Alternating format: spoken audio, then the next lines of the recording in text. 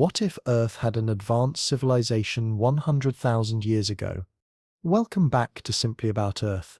If you're new here, we explore the deepest mysteries of our planet and the extraordinary possibilities hidden in its history. Before we dive into today's mind-bending question, drop a comment below and let us know where you're watching from. Whether you're in New York, London, Tokyo, or somewhere completely remote, I love seeing our global community come together to explore these fascinating ideas. Today, we're asking a question that could fundamentally change everything you think you know about human history. We think we understand the story of our planet, a gradual ascent from crude stone tools to interstellar travel, all compressed into that tiny sliver of time we call recorded history. But what if that entire narrative is fundamentally wrong? What if, long before the pyramids pierced the Egyptian skyline, long before the first written symbols were carved into clay tablets, and even long before we believe organized civilization was remotely possible, Earth had already been home to a sophisticated society, one that rose to incredible heights, flourished for millennia, and then vanished so completely that almost no trace remains today? If that were true, how would we even know? And perhaps more importantly, what would such a revelation mean for us right now? For our understanding of progress, of human potential, and of our own fragile place in the vast timeline of this planet? The question most people never think to ask. We exist in a world where history feels like a perfectly straight line stretching backward through time. Open any textbook, and the story unfolds with reassuring predictability. Simple hunters and gatherers gradually forming villages, then kingdoms, then the complex nations we know today. It all makes perfect sense on paper, a neat, orderly timeline suggesting that human civilization began just a few thousand years ago and has been climbing steadily upward ever since. But sometimes the most orderly stories are the most fundamentally misleading. Because if you pause and really think about it, that timeline isn't based on knowing everything that has ever happened on Earth. It's based on the tiny fragments of evidence we've managed to find so far, and how far back those particular pieces of evidence happen to extend. Here's the question that haunts the edges of archaeology and challenges our most basic assumptions about the past. What if that carefully constructed timeline is missing something enormous? Not just a forgotten empire tucked away in some remote corner of the world, not just a lost city buried beneath centuries of sand and vegetation, but an entire epoch of human, or perhaps even non-human, history. A chapter so ancient, so thoroughly buried by the relentless passage of time, that it unfolded long before the date we confidently declare civilization began. Could Earth have once hosted an advanced society 100,000 years ago, or even earlier? The idea strikes most people as utterly impossible at first. We have such vivid mental images of people from that era, barely surviving in small scattered groups, fashioning crude tools from stone, hunting dangerous animals with primitive weapons, and living harsh, brutally short lives. But here's the uncomfortable truth. That entire image of the distant past is built exclusively on what we've managed to dig up so far, and the harsh reality is this: the further back in time you venture, the less there is to find. Over the span of 100,000 years, the forces of nature become incredibly efficient erasers. Wind carries away particles grain by grain, rain seeps into every crack and crevice, slowly dissolving even the hardest stone. Ice advances and retreats like massive bulldozers, earthquakes shatter and rearrange entire landscapes, and the very ground beneath our feet shifts and changes through the unstoppable process of plate tectonics. Even the things we build today, our towering skyscrapers, our massive bridges, our sprawling cities, wouldn't survive anywhere close to that span of time without constant human maintenance and care. Think about this for a moment. If our own technologically advanced civilization ended tomorrow, and 100,000 years passed before anyone came looking through the ruins, what would actually be left? Metal rusts into unrecognizable fragments, concrete crumbles into dust, plastic breaks down under ultraviolet radiation, forests gradually reclaim our cities, oceans rise and fall, drowning entire coastlines, and in that incomprehensible stretch of time, whole continents literally change shape. In many places across the globe, even the ground itself gets completely recycled through the slow but inexorable process of geological change. The sobering truth is that almost nothing, absolutely nothing, survives that kind of temporal scale intact. So when archaeologists confidently state that there's no evidence for an advanced society that far back in time, that doesn't necessarily mean such a society never existed. It might simply mean that the evidence has been systematically erased by natural processes, or that it's hidden in places we've never thought to look, or buried so deeply that our current excavation methods can't reach it. The problem isn't just what's missing from the archaeological record, it's that our entire methodology for uncovering the past is specifically designed for finding things from the last few thousand years, not for detecting traces from 100 millennia ago. This question matters profoundly because it fundamentally changes how we think about ourselves and our place in the cosmic story. We tend to see modern civilization as the absolute peak of achievement, the first time in Earth's 4.5 billion year history that this planet has witnessed technology, art, science, and culture at this sophisticated scale. But if we're wrong about that basic assumption, then we might just be the most recent link in a much longer chain of rise and collapse. Rise and collapse. That thought can be deeply uncomfortable because it means we're not unique, we're not special. We might not even be the first intelligent species to dream of reaching the stars or to wonder about our place in the universe. And if there truly was an advanced society in Earth's distant past, we have to confront an even more disturbing question. Where did they go? Did they ultimately destroy themselves through war or environmental catastrophe? Were they wiped out by some external force completely beyond their control, an asteroid impact, a supervolcanic eruption, or a dramatic climate shift? Or did they simply fade away gradually over time, leaving the planet to slowly reset itself until the next wave of civilization, our own, eventually appeared? The question we're exploring today isn't just about the distant past, it's fundamentally about the future. Because if it happened once before, it could certainly happen again. And maybe, just maybe, we're not witnessing the beginning of intelligence on Earth, but finding ourselves somewhere in the middle of a much longer story. How far back we currently think civilization extends, and why that number might be completely wrong. When historians and archaeologists talk about civilization, they usually mean organized societies with permanent cities, sophisticated writing systems, large-scale agriculture, and complex forms of government. By that definition, the earliest known examples are surprisingly recent in the grand scheme of human existence. Sumer in ancient Mesopotamia emerged around 5,000 to 6,000 years ago. The remarkable civilization of ancient Egypt appeared shortly after that, and the mysterious Indus Valley civilization flourished roughly during the same period.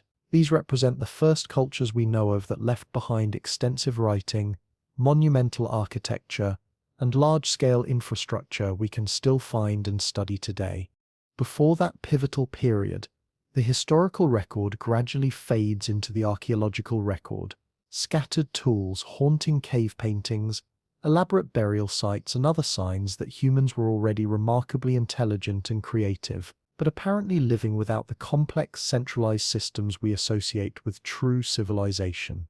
Agriculture, which most scholars consider the foundation of civilized life, is believed to have begun around 10,000 to 12,000 years ago in various parts of the world.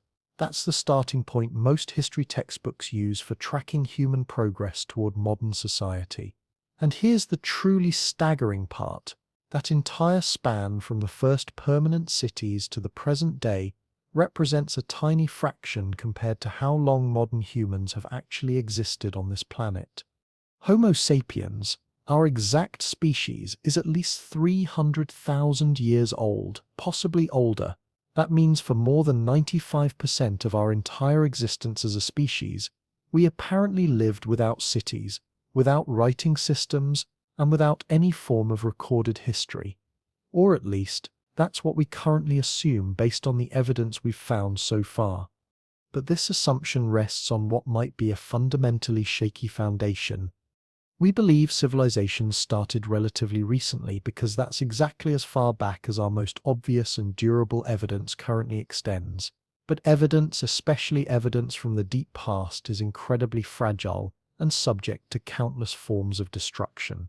The oldest surviving stone structures we know of, like the mysterious temples of Göbekli Tepe in modern-day Turkey, are approximately 11,000 years old, and even those remarkable monuments were completely buried for thousands of years before being rediscovered by archaeologists.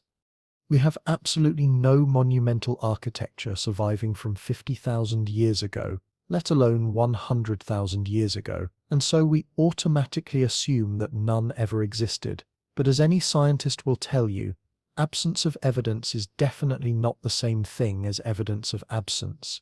If a sophisticated civilization had risen and fallen tens of thousands of years before the ones we know about, we wouldn't expect its ruins to be sitting conveniently in plain sight, waiting for us to stumble across them. Erosion, vegetation growth, and dramatic shifts in the landscape would bury or completely destroy most traces over such vast stretches of time.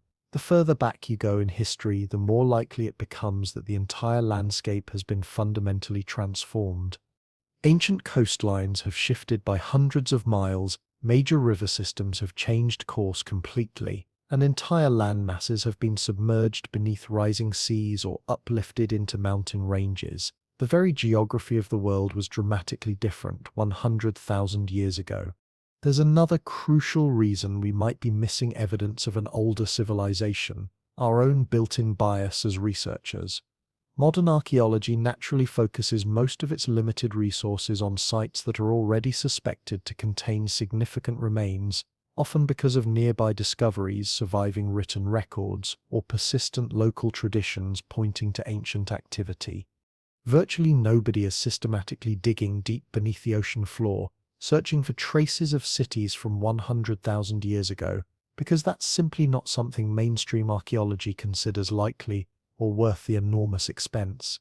In scientific research, our expectations profoundly shape where we choose to search, and where we search inevitably shapes what we end up finding. So our current timeline of human civilization is really just a story carefully constructed from whatever has managed to survive long enough for us to discover, and wherever we've made the conscious choice to look. It's a narrative that fits neatly into a few thousand years of documented history, but it may be leaving out entire volumes of an infinitely more complex story stretching back much further than we've ever dared to imagine. If we allow ourselves to expand that timeline dramatically, even just as a thought experiment, the possibilities become both enormous and deeply unsettling. What the world actually looked like 100,000 years ago, climate, geography, and the people who were alive. If we could somehow step into a time machine and set the coordinates for 100,000 BCE, the first thing we'd notice is that Earth would feel simultaneously familiar and utterly alien. The major continents would be roughly where we expect them, but the coastlines would be dramatically different from anything we know today. Vast areas that we think of as permanently underwater would be dry, fertile land, because enormous quantities of the world's water were locked up in massive ice sheets covering much of the northern hemisphere. This was deep in the last ice age, a much colder period when glaciers blanketed most of North America, northern Europe, and significant portions of Asia. The global climate was undeniably harsher than today, but it wasn't uniformly frozen wasteland. The tropical regions still enjoyed warm temperatures, deserts still existed in many of the same general areas, and vast grasslands stretched across regions that are now dense forests or intensive farmland. Sea levels were approximately 120 meters lower than they are today, exposing enormous coastal plains that have since been completely swallowed by rising waters. What we now call the English Channel was dry ground, connecting Britain directly to mainland Europe. Beringia, the famous land bridge between Siberia and Alaska, linked Asia and the Americas, and countless other land masses existed that are now buried beneath hundreds of feet of ocean water. These submerged areas would have been perfectly habitable, though most have been hidden beneath the waves for thousands of years.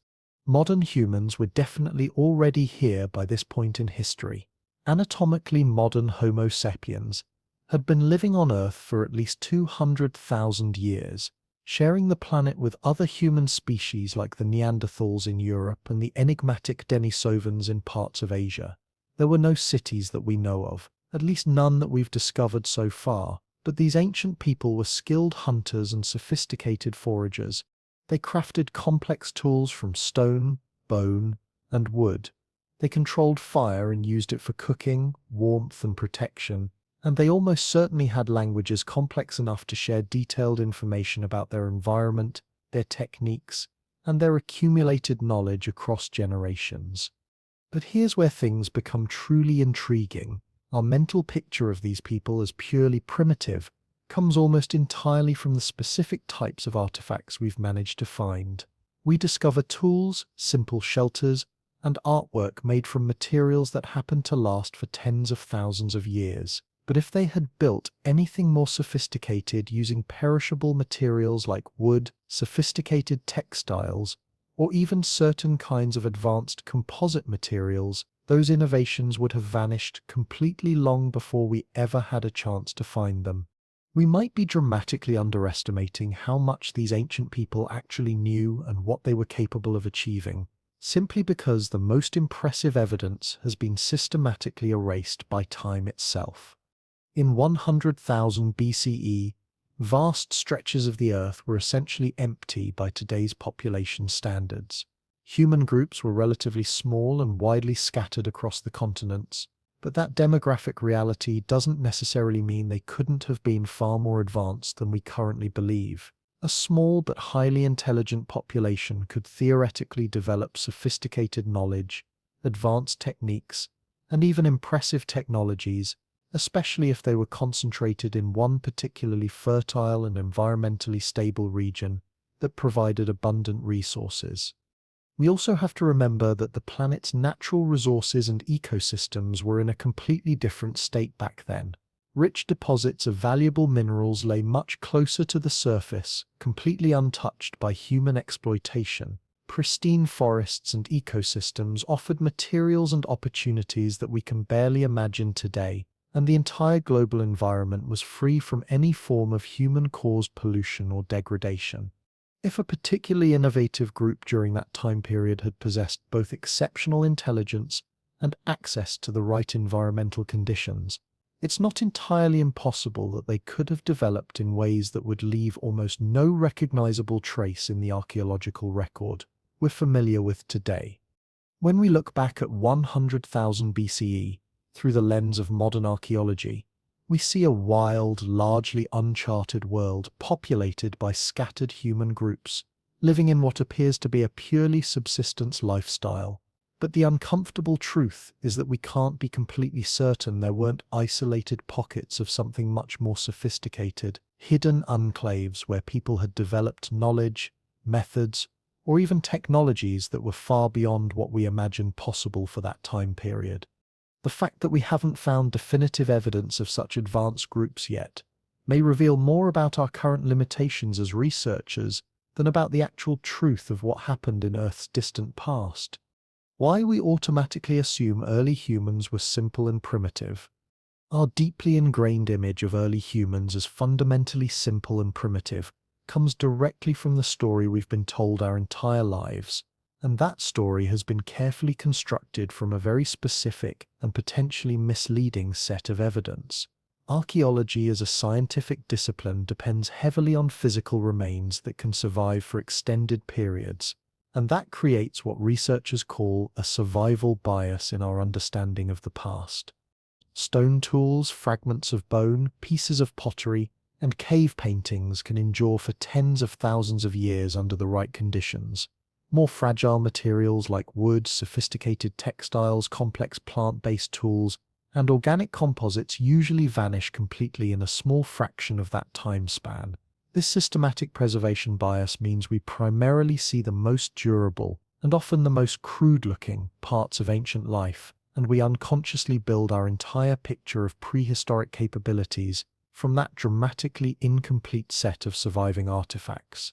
When most people try to imagine someone living 100,000 years ago, they automatically picture rough animal skins, basic stone shelters, and simple chipped stone tools.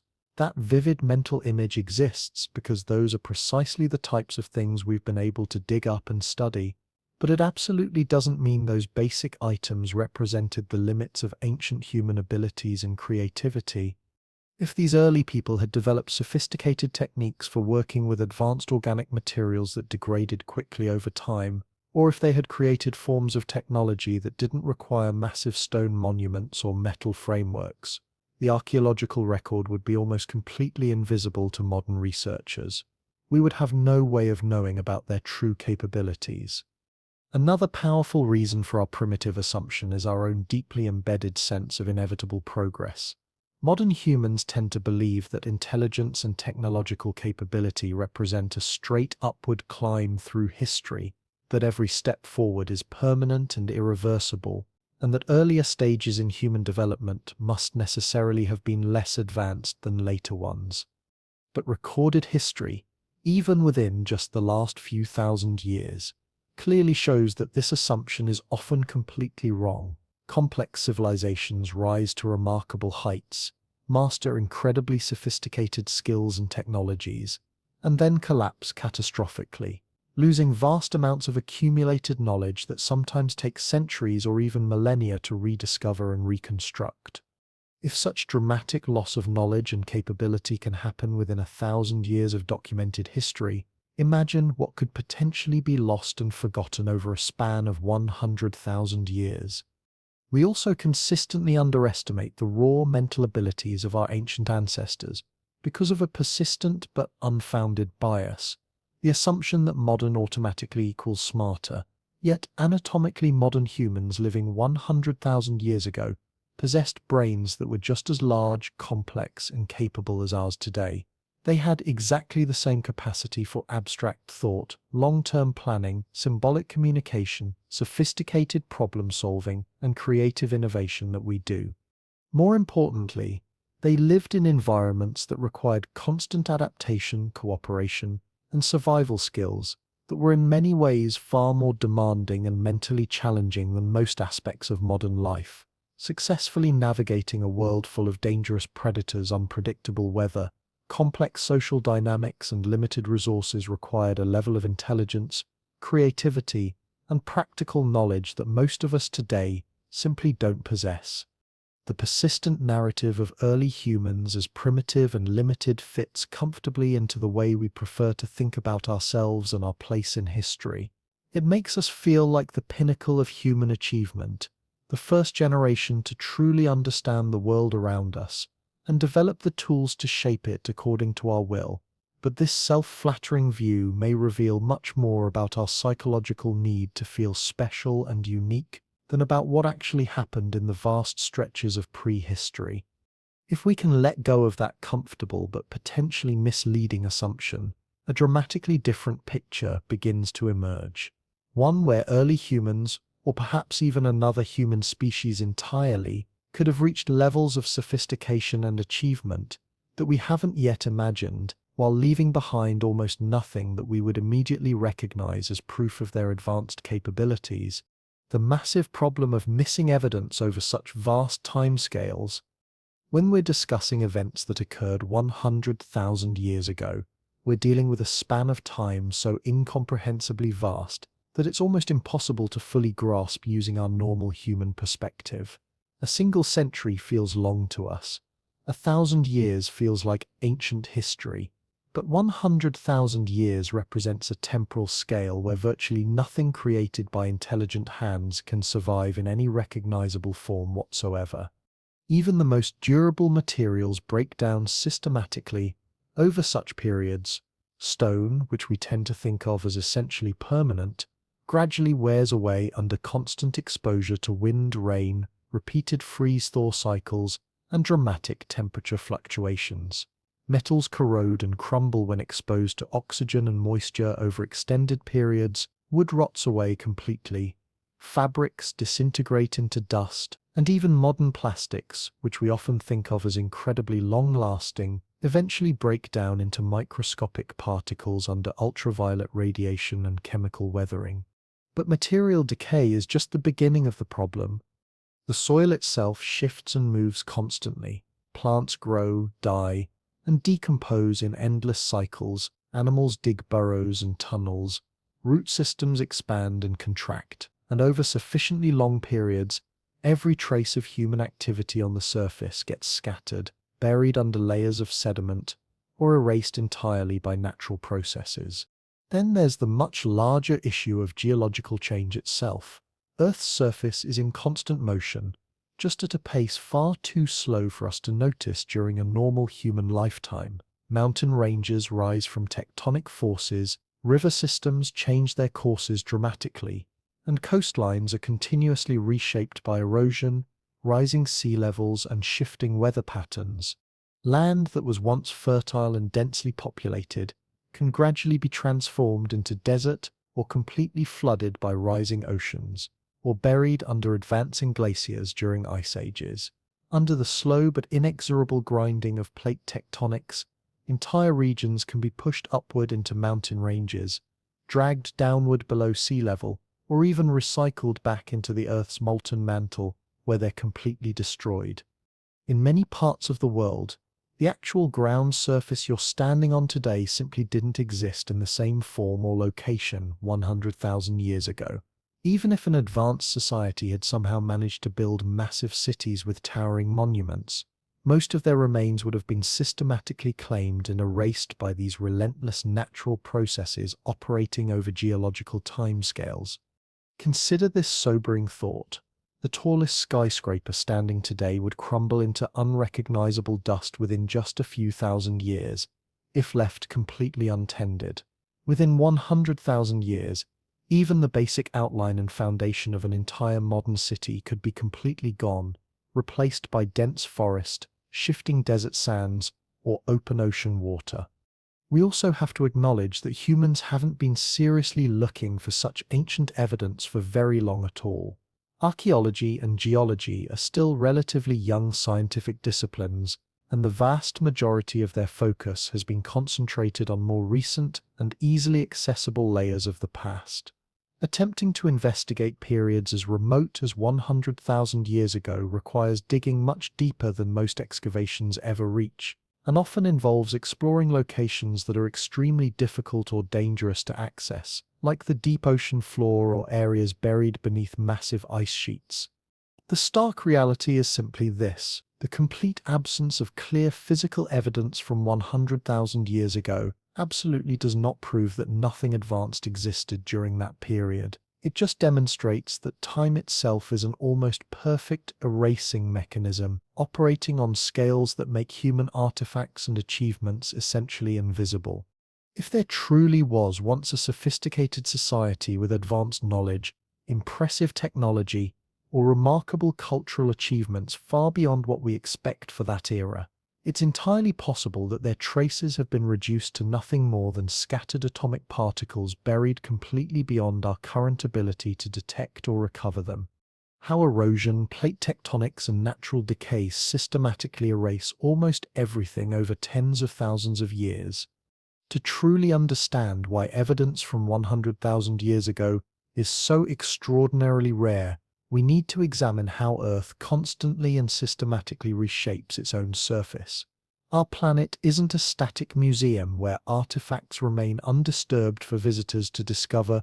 It's more like a living, breathing system that continuously recycles its own materials, ensuring that almost nothing stays in the same form or location for extended periods. Erosion operates as one of the most relentless and efficient destroyers of human-made objects.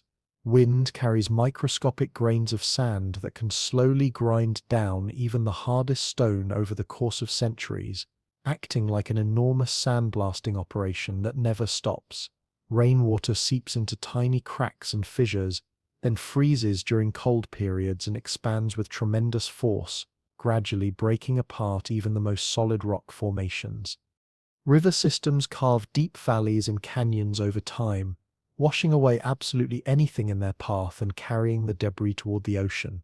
Coastlines retreat steadily under the constant battering of waves and storm surges, literally swallowing land and whatever structures once stood on it. Over a time span of 100,000 years, erosion can completely erase entire mountain ranges, so a building, road, or monument wouldn't stand even the tiniest chance of survival. The slow but unstoppable movement of tectonic plates adds another layer of systematic destruction. Continents drift across the Earth's surface, ocean basins open and close, and land masses collide with tremendous force.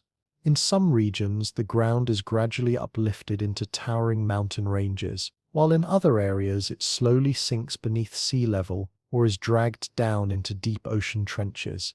Entire geographical regions can be buried under thick layers of volcanic ash or sediment carried by wind and water. In the most extreme cases, portions of the Earth's crust are actually pulled down into the planet's molten mantle through a process called subduction, where they're completely melted and recycled back into liquid rock, permanently destroying whatever existed on the surface. Natural decay works on a smaller scale but with equal effectiveness over long time periods. Organic materials like wood, leather, and plant fibers typically decompose within just a few years in most climates. Metals gradually corrode when exposed to oxygen and moisture in the atmosphere, eventually crumbling into rust and metallic dust that becomes indistinguishable from natural soil. Even stone carvings and monuments, if not actively maintained by humans, slowly lose their sharp details and recognizable shapes until they're just weathered lumps that no longer appear artificial. Ice ages add yet another devastating factor to this equation. As massive glaciers advance and retreat across the landscape, they act like enormous bulldozers weighing millions of tons. When ice sheets move, they literally grind everything beneath them into fine rubble and rock flour, scattering the pulverized remains across vast distances, far from their original locations. Rising sea levels during warmer interglacial periods then flood low-lying areas and ancient coastlines, hiding anything that once stood there under many meters of water and marine sediment. These underwater sites are not only hidden from view, but they're also subjected to constant scouring by ocean currents, which can scatter and destroy archaeological evidence even more effectively than surface processes. Over the lifetime of a single human being, these geological and environmental processes feel completely invisible, their effects imperceptible, but over a span of 100,000 years, they become absolutely devastating in their cumulative impact. The surface of the Earth we observe today is, in many fundamental ways, completely different from what existed back then.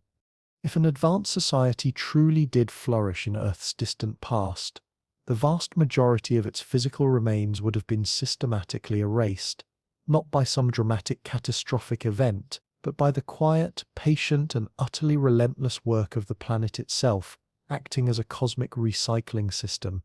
The Silurian hypothesis. When scientists seriously considered detecting ancient civilizations, the concept of a sophisticated civilization existing on Earth long before humans isn't just the domain of science fiction enthusiasts or fringe theorists. In fact, it has been seriously examined by mainstream scientists using rigorous analytical methods.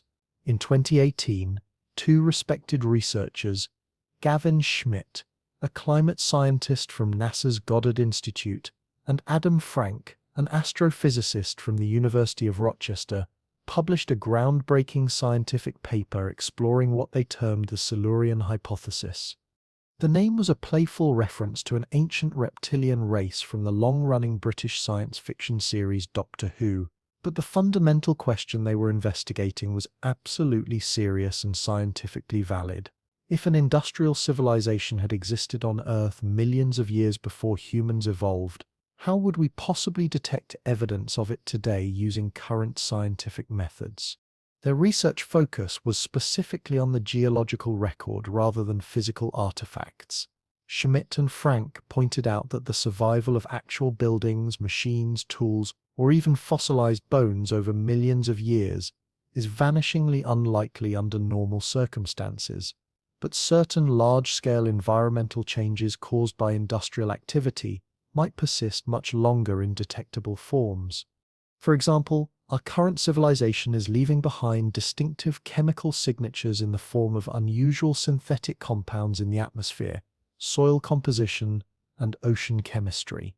These include entirely artificial chemicals that don't occur in nature, radioactive isotopes from nuclear testing and power generation, and sudden dramatic spikes in greenhouse gases like carbon dioxide and methane from fossil fuel combustion.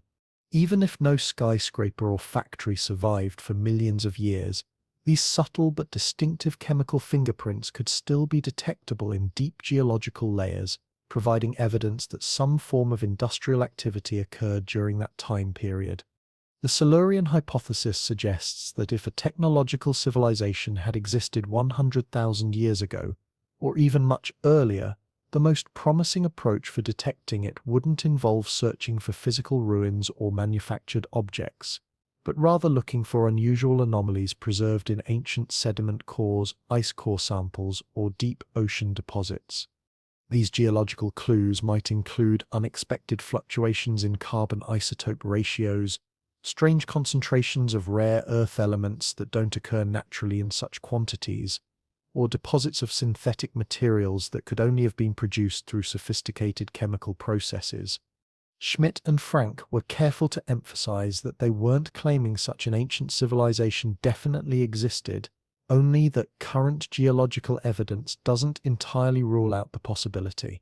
They made the crucial point that our ability to detect traces of a vanished technological society depends entirely on asking the right questions and knowing where to look for the appropriate evidence.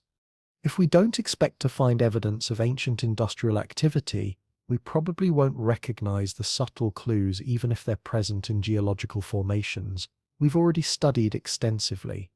What makes their research so intellectually compelling is that it completely reframes the entire debate about ancient civilizations.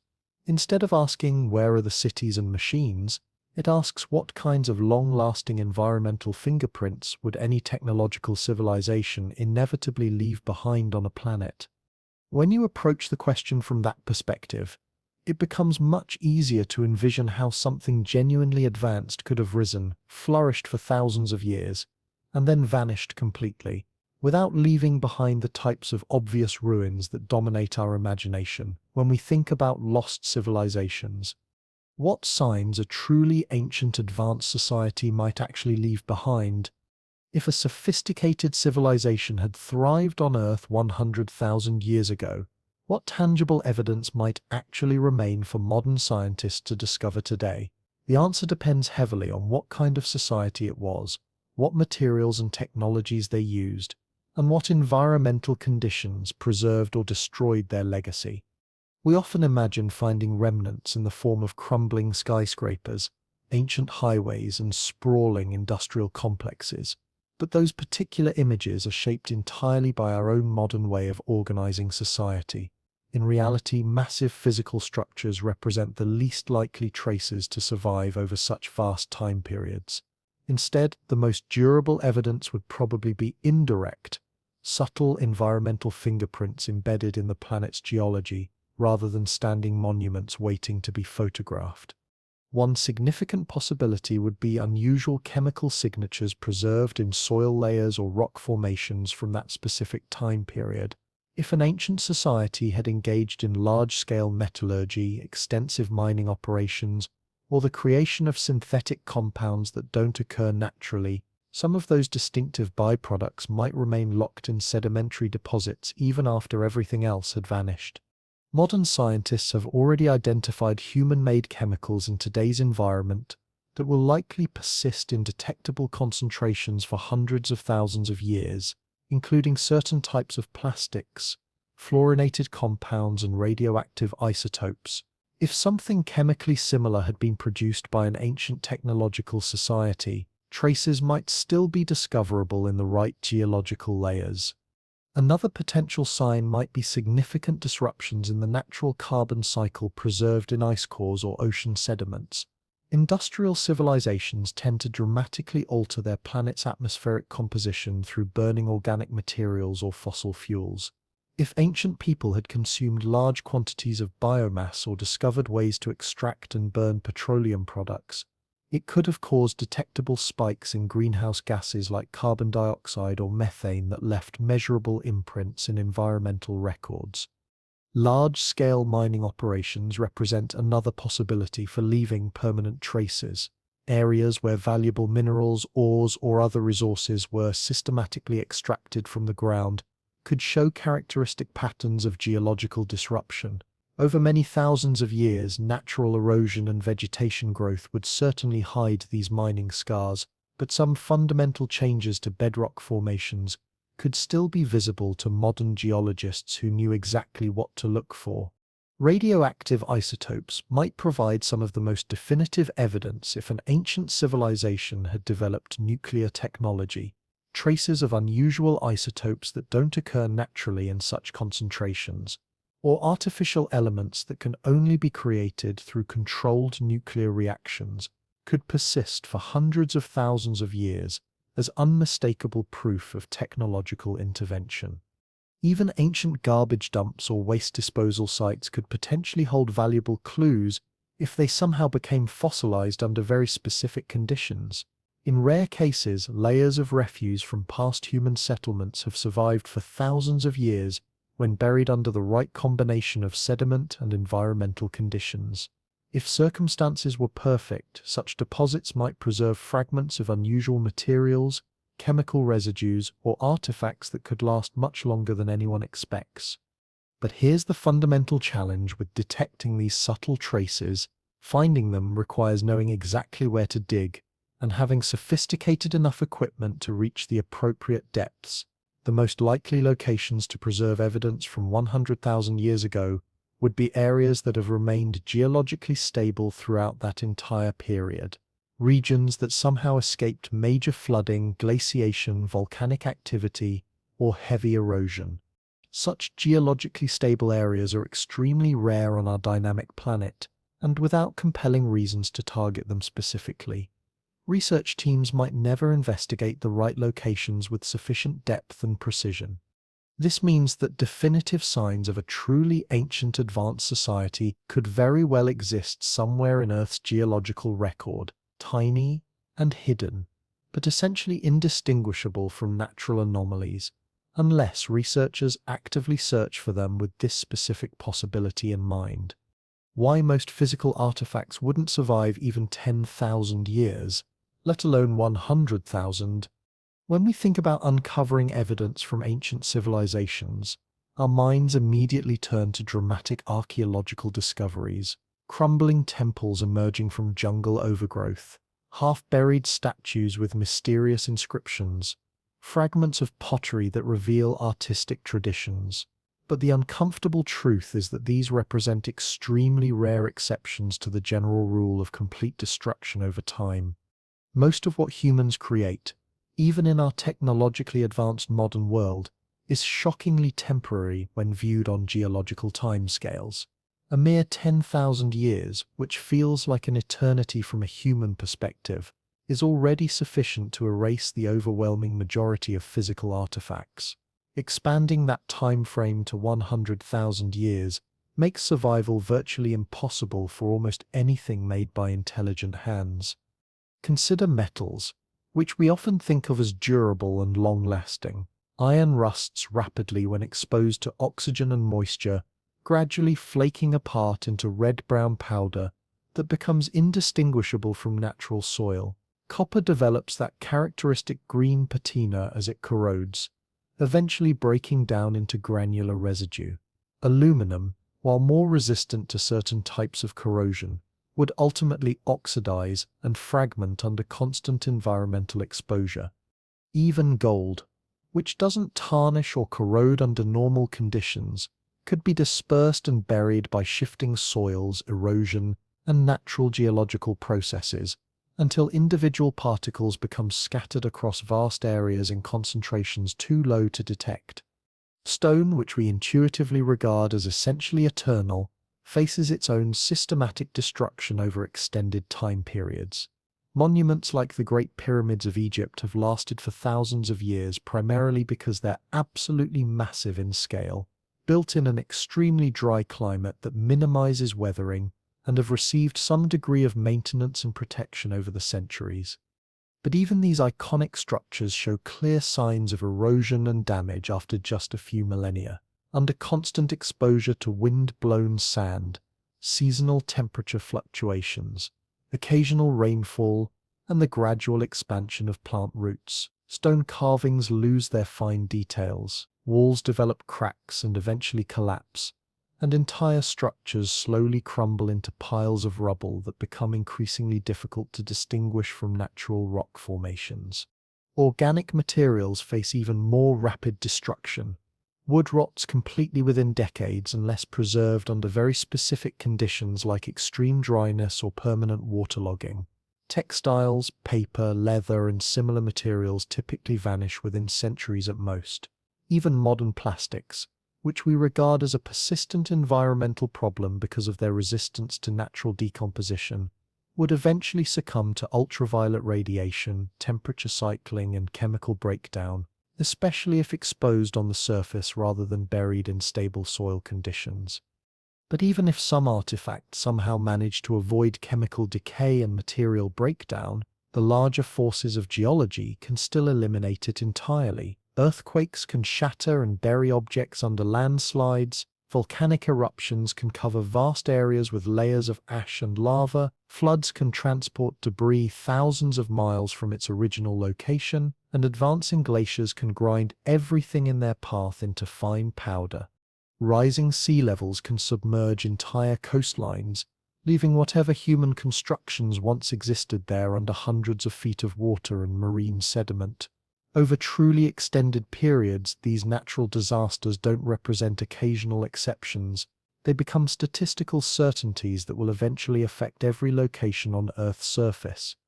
This systematic destruction explains why so many ancient cultures we know about have left behind only tiny fragments of their original creations, a few pieces of pottery, partial foundations of stone buildings, scattered metal tools.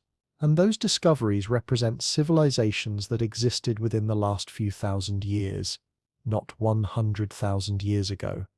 The deeper you venture into prehistoric time, the smaller the odds become that anything physical has survived in a form we could recognize and identify as evidence of human activity. It's entirely possible that even if large, complex societies existed in Earth's distant past, their cities, technologies, and cultural artifacts have all been systematically erased by natural processes. Without knowing exactly where to excavate and what specific types of evidence to search for, we might never realize that remarkable civilizations once thrived in locations that now appear completely natural and undisturbed.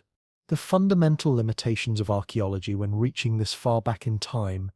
Archaeology has proven to be remarkably powerful for reconstructing the human past, but it operates under significant constraints that become more severe the further back in time we attempt to investigate.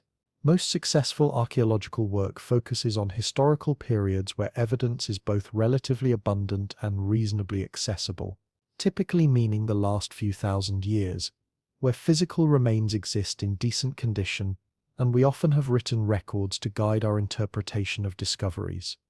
Once we push beyond approximately 10,000 to 15,000 years ago, those crucial advantages begin to fade rapidly. The physical evidence becomes increasingly sparse and fragmentary, written records don't exist at all, and the environmental context that helps us understand how ancient people lived. One of the most serious challenges involves simple depth and accessibility. Over extended time periods, natural processes deposit layer upon layer of soil, sediment, and organic material. River systems carry enormous quantities of sand and silt that gradually bury ancient landscapes. Volcanic eruptions spread ash across vast regions, and wind continuously transports dust and particles that accumulate over centuries. Archaeological sites from 100,000 years ago could easily be buried under dozens of meters of accumulated material, making them practically inaccessible without massive excavation projects that would be extraordinarily expensive, time-consuming, and technically challenging. Most importantly, Such deep excavations would require strong evidence that something significant actually exists at those depths, evidence that we currently don't possess. Archaeological research also suffers from what scientists call preservation bias, the tendency to focus investigations on locations where artifacts are most likely to have survived over long time periods. These include caves, extremely dry desert environments, permanently frozen areas, or regions with very slow geological change.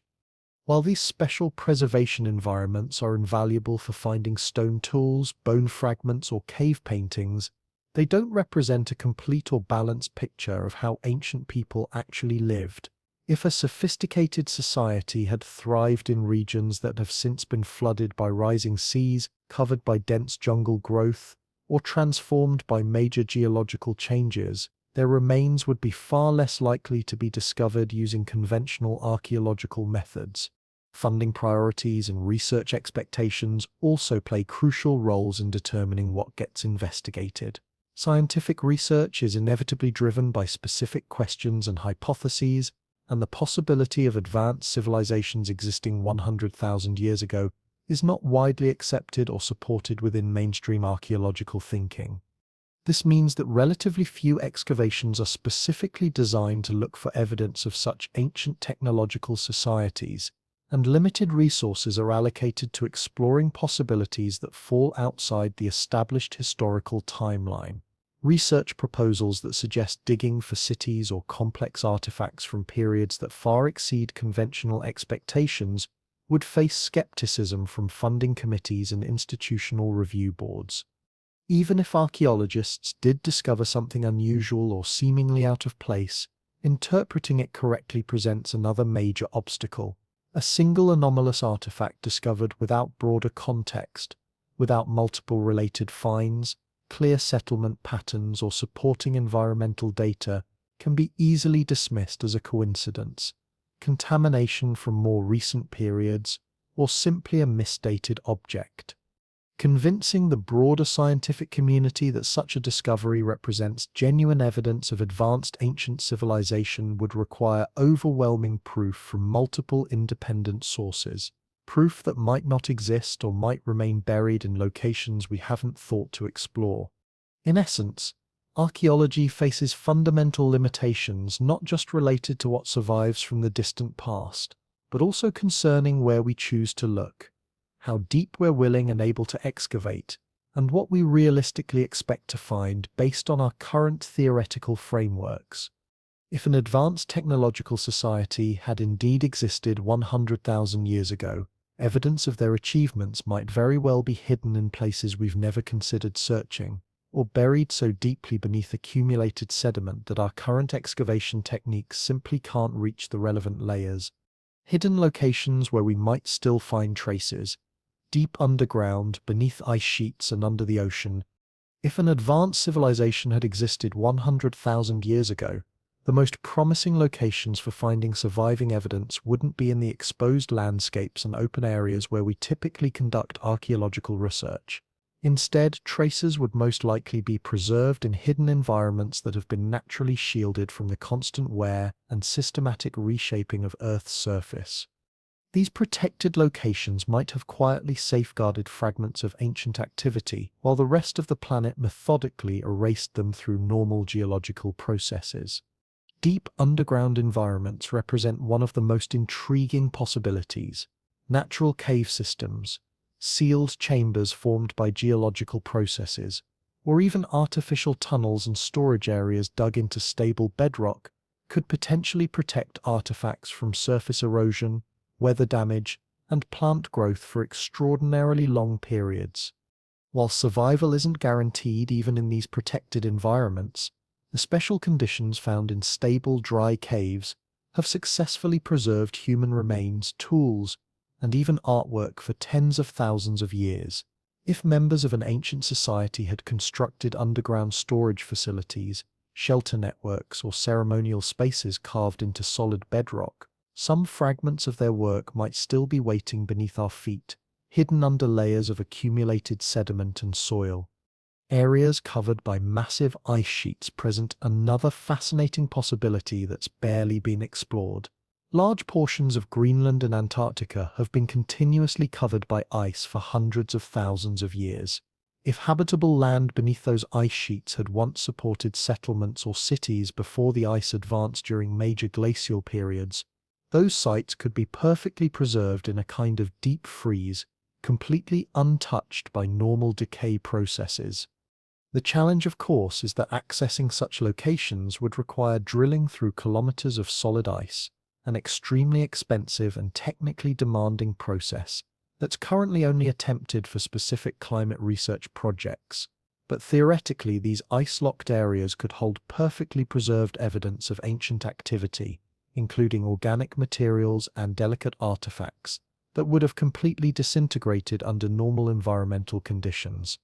Perhaps the most promising and unexplored possibility lies hidden beneath the world's oceans. During the last ice age, global sea levels were approximately 120 meters lower than today, exposing vast coastal plains where humans could have lived and developed sophisticated societies. When the ice melted and sea levels rose during the warming period, these enormous areas were gradually flooded and transformed into the continental shelves that now lie underwater. These submerged landscapes include what were once river valleys, rolling hills, and elevated plateaus that could have supported substantial populations. Modern underwater archaeology has already demonstrated that many of humanity's earliest known settlements were located close to water sources, rivers, lakes, and ocean coastlines. If the same pattern held true for a hypothetical ancient advanced society, then significant portions of their civilization might now rest beneath hundreds of feet of seawater, protected under layers of marine sediment. The scale of these drowned lands is truly staggering. Some estimates suggest that more than 20 million square kilometers of habitable land, roughly equivalent to the combined area of North and South America, was submerged by rising seas at the end of the last ice age. The vast majority of these underwater areas have never been systematically mapped or explored for archaeological evidence. Underwater exploration presents enormous technical and financial challenges. It requires specialized equipment like sonar mapping systems, remotely operated submersibles, and deep-sea drilling platforms. More importantly, because mainstream archaeology doesn't generally expect to find evidence of advanced technology from 100,000 years ago, these submerged areas are not considered high-priority targets for research funding or exploration. It's entirely conceivable that if a sophisticated society had existed in Earth's distant past, much of their world now lies hidden beneath the waves, erased from our view, but potentially preserved in isolated fragments under protective layers of ocean sediment. Until we make serious, systematic efforts to search these hidden environments, deep underground, beneath ancient ice and under the sea, we may never know how much of our planet's deep history remains lying just beyond our current ability to detect and recover it. How dramatic sea level changes could hide an entire forgotten world.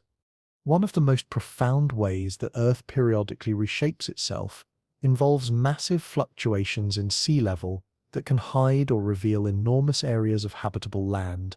During the last ice age, tremendous quantities of water became locked up in continental glaciers and ice sheets, causing global ocean levels to drop by more than 120 meters below their current position.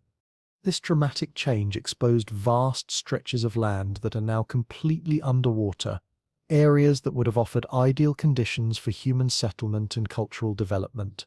If we could somehow drain the modern oceans and examine the continental shelves as they existed 100,000 years ago, we would discover extensive plains, river valleys, and coastal regions that no longer exist above sea level.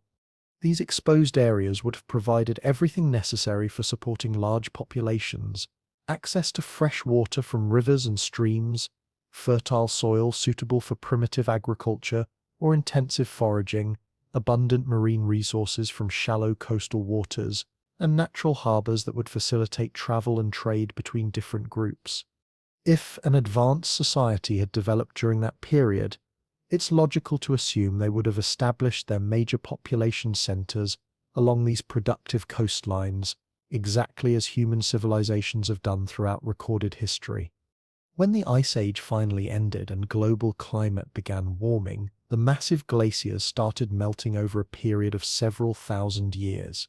The resulting rise in sea level was gradual by human standards, but ultimately devastating in its scope. Over time, the steadily rising waters slowly but inexorably swallowed those low-lying coastal plains, river deltas, and settlement areas.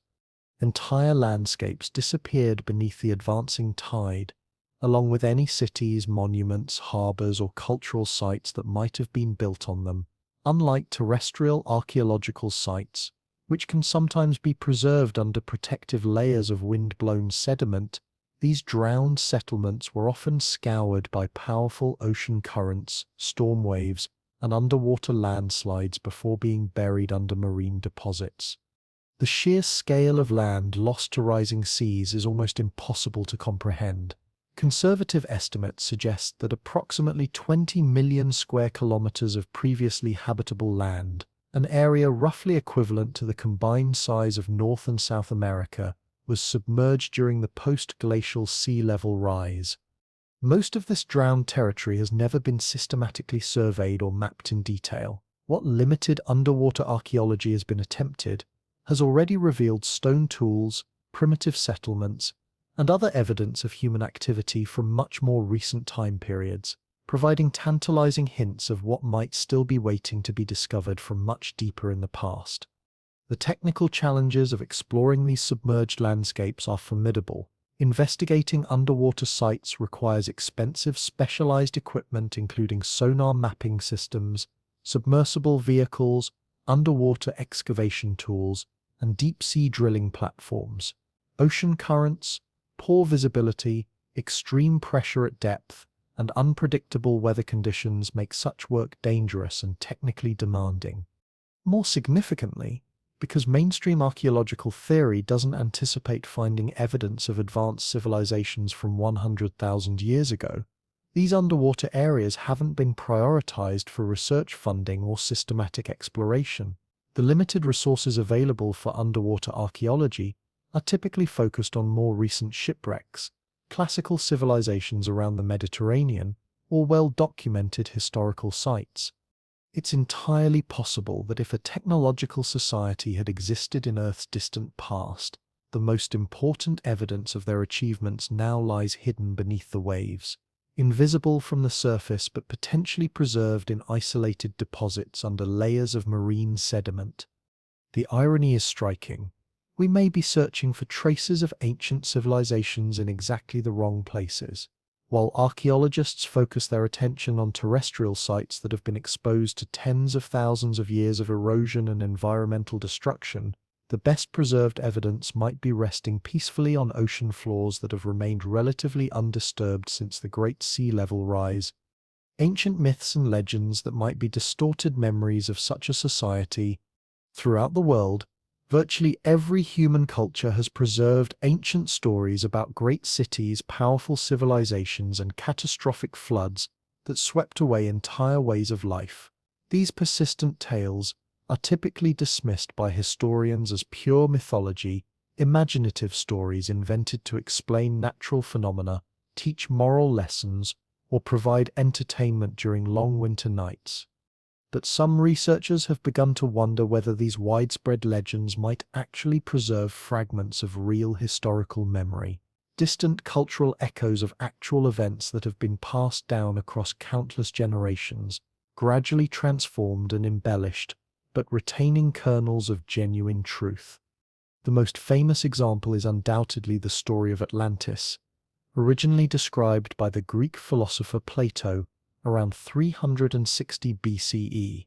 According to his account, Atlantis was a sophisticated island civilization with advanced architectural knowledge, powerful military technology, and remarkable wealth, which was destroyed in a single day and night by earthquakes and floods that caused the entire landmass to sink beneath the ocean. Mainstream historians generally interpret Atlantis as a philosophical allegory rather than historical fact, a fictional society that Plato invented to illustrate political and moral points about ideal government and the dangers of hubris. But the vivid details of sudden destruction by rising waters and the complete disappearance of an entire civilization have fueled speculation for over 2 millennia. Could Plato's Atlantis be a distorted cultural memory of a much older society that actually did vanish beneath rising seas at the end of the Ice Age? Similar themes of lost lands and great floods appear in cultures far removed from ancient Greece. Indigenous peoples across Australia have oral traditions describing extensive coastal areas that were once dry land but were gradually swallowed by the ocean. These stories often include specific details about particular landmarks, freshwater springs, and tribal territories that now lie underwater. Remarkably, some of these Aboriginal legends have been linked by researchers to actual geological events, including the flooding of specific coastal regions after the last ice age more than 7,000 years ago.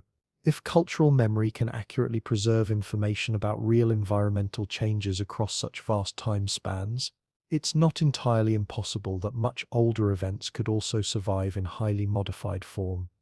Ancient Sanskrit texts from South Asia describe great kingdoms and advanced civilizations that were destroyed by massive floods and natural disasters. Native American traditions across different tribes speak of times when the earth itself was fundamentally reshaped and entire peoples disappeared without a trace.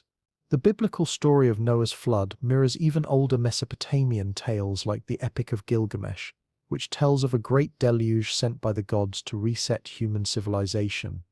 The fact that flood legends appear in cultures that had no historical contact with each other suggests either that such stories address universal human concerns, or that they preserve collective memories of actual catastrophic events that affected multiple regions of the world.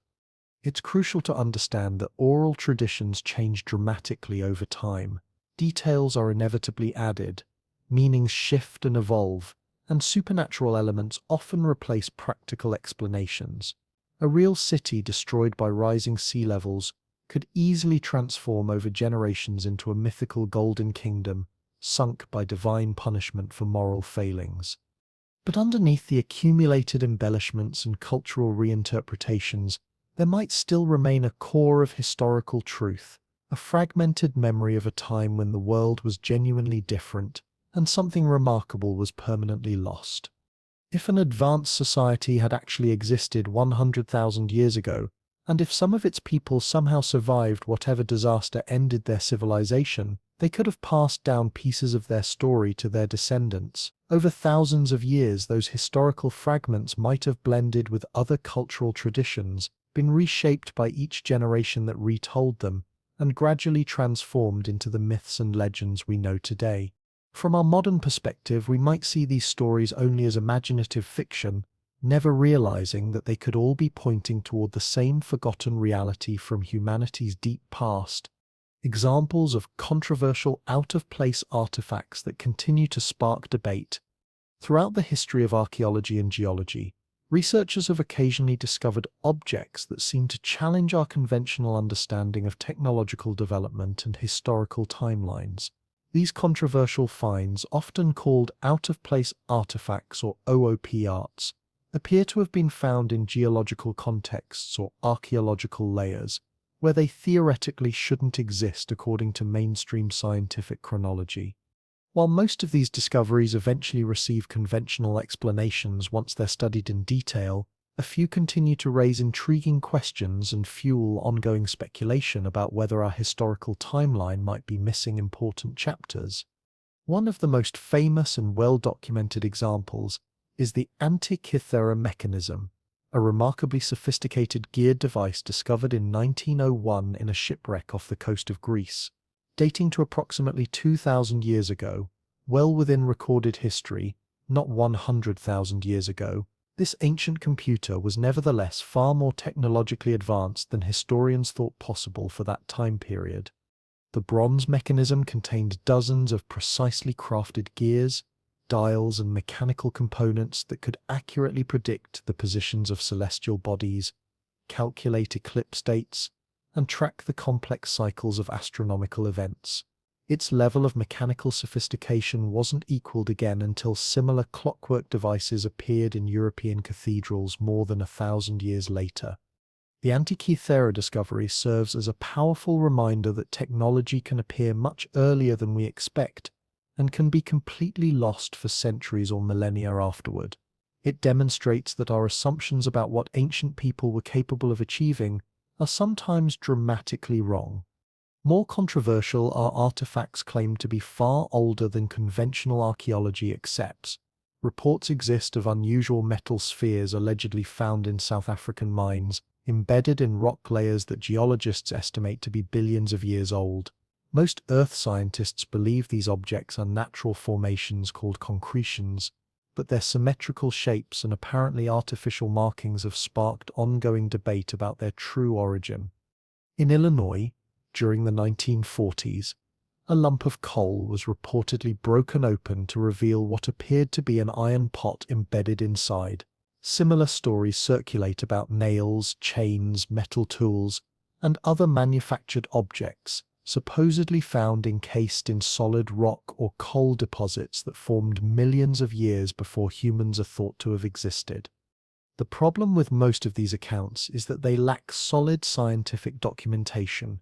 Many were reported by amateur collectors rather than professional geologists, and few of the objects were preserved for detailed analysis.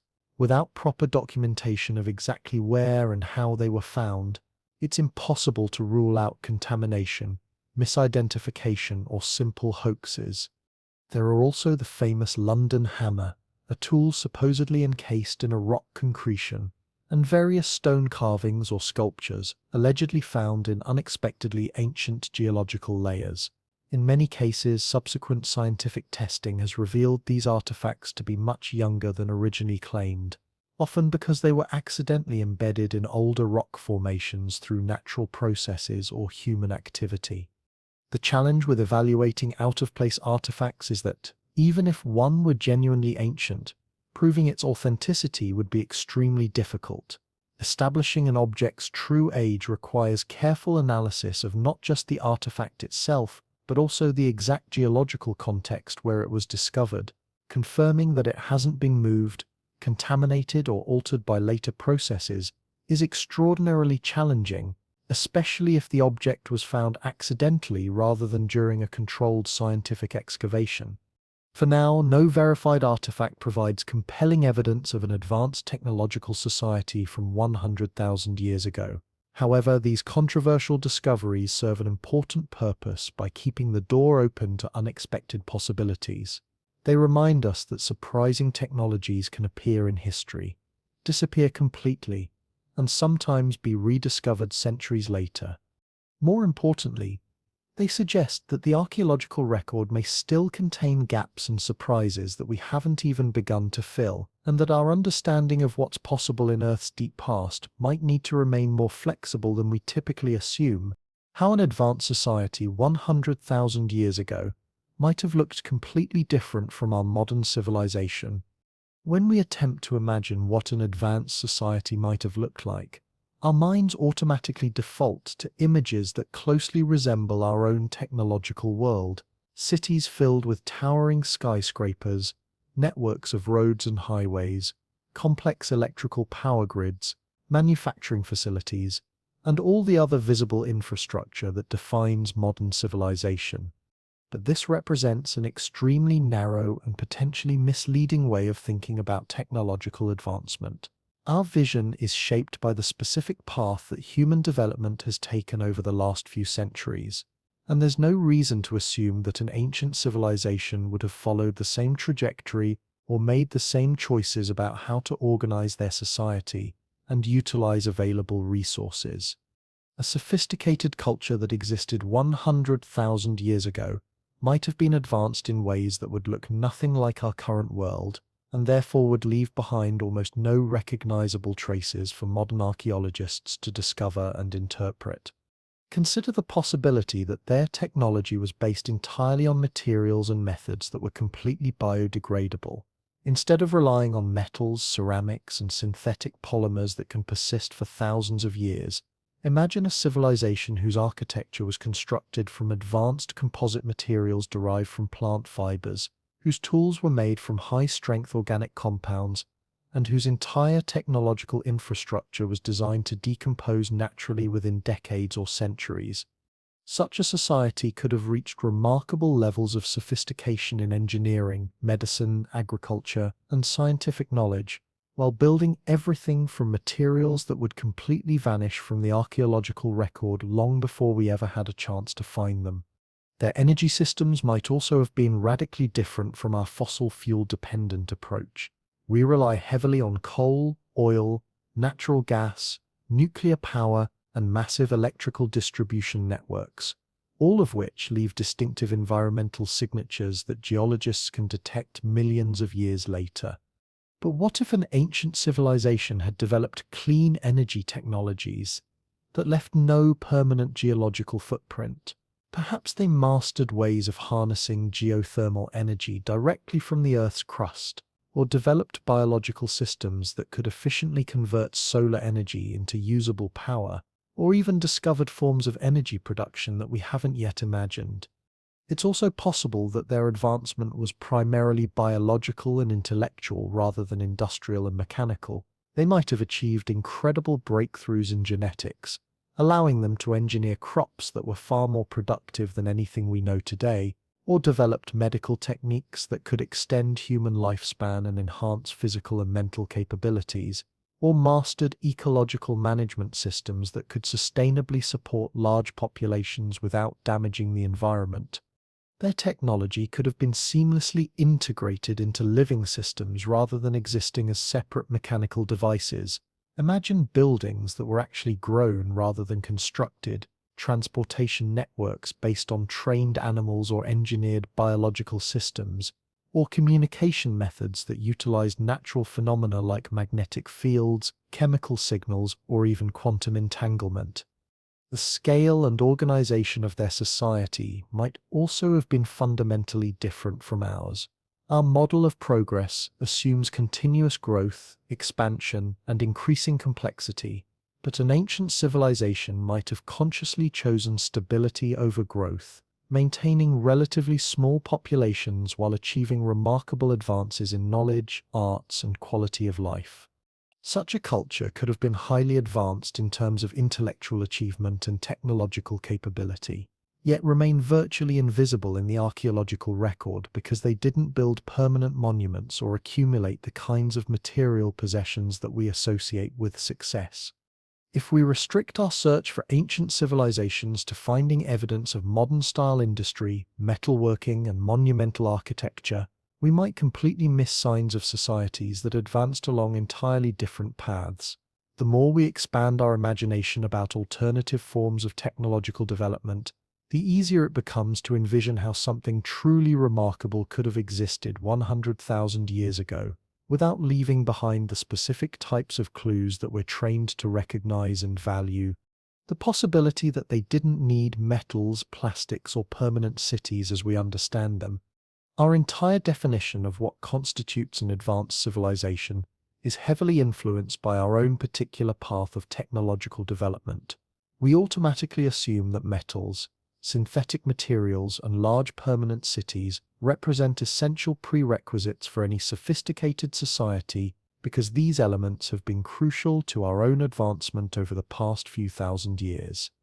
But this assumption might represent a fundamental blind spot in our thinking about alternative forms of technological development. An advanced society that existed 100,000 years ago might not only have avoided these materials and organizational structures, they may have deliberately chosen not to use them based on different priorities, environmental considerations, or technological philosophies that we can barely imagine today. Consider the role of metals in human civilization. Iron, steel, copper, and aluminum are certainly useful materials with valuable properties, but they're also relatively rare in nature and require enormous amounts of energy to extract, refine, and shape into useful forms. Mining operations scar the landscape, smelting processes consume vast quantities of fuel, and metal production inevitably generates significant environmental pollution. An ancient civilization might have developed entirely different solutions to the same engineering challenges. They could have relied on advanced ceramics that were stronger, and more durable than our finest steel, or created engineered stone materials with precisely controlled properties, or mastered the art of growing biological materials that combine the strength of modern alloys with the renewable sustainability of organic compounds. A society that perfected such alternative materials would never have needed iron, copper, or aluminum for construction, tools, or technology. Without any metalworking industry, their archaeological footprint would be dramatically smaller and much harder for modern researchers to recognize or interpret correctly. Similarly, our dependence on synthetic plastics might be completely unnecessary for a civilization with different technological priorities. While we've created petroleum-based polymers that can persist in the environment for centuries, an ancient society could have learned to produce superior materials from renewable organic sources using entirely biological processes. If these advanced organic materials were specifically designed to biodegrade completely after their useful lifespan, no trace would remain for us to discover today. From an environmental sustainability perspective, such an approach would be far superior to our current methods, but from the perspective of modern archaeologists, it would render the civilization essentially invisible. The assumption that advanced societies must build large, permanent cities also deserves serious questioning. Dense urban population centers like New York, London, or Tokyo represent just one possible way of organizing human communities, and they come with significant disadvantages, including pollution, resource depletion, social inequality, and vulnerability to natural disasters or enemy attacks. A highly sophisticated culture might have chosen to live in widely distributed, self-sufficient communities that moved seasonally or adapted continuously to environmental changes. Instead of constructing permanent monuments and massive infrastructure projects, they might have built lightweight, temporary structures that could be easily relocated, modified, or replaced as circumstances required. If such a society lived in harmony with natural ecological cycles rather than attempting to dominate and permanently alter the landscape, there would be minimal physical evidence for future generations to uncover.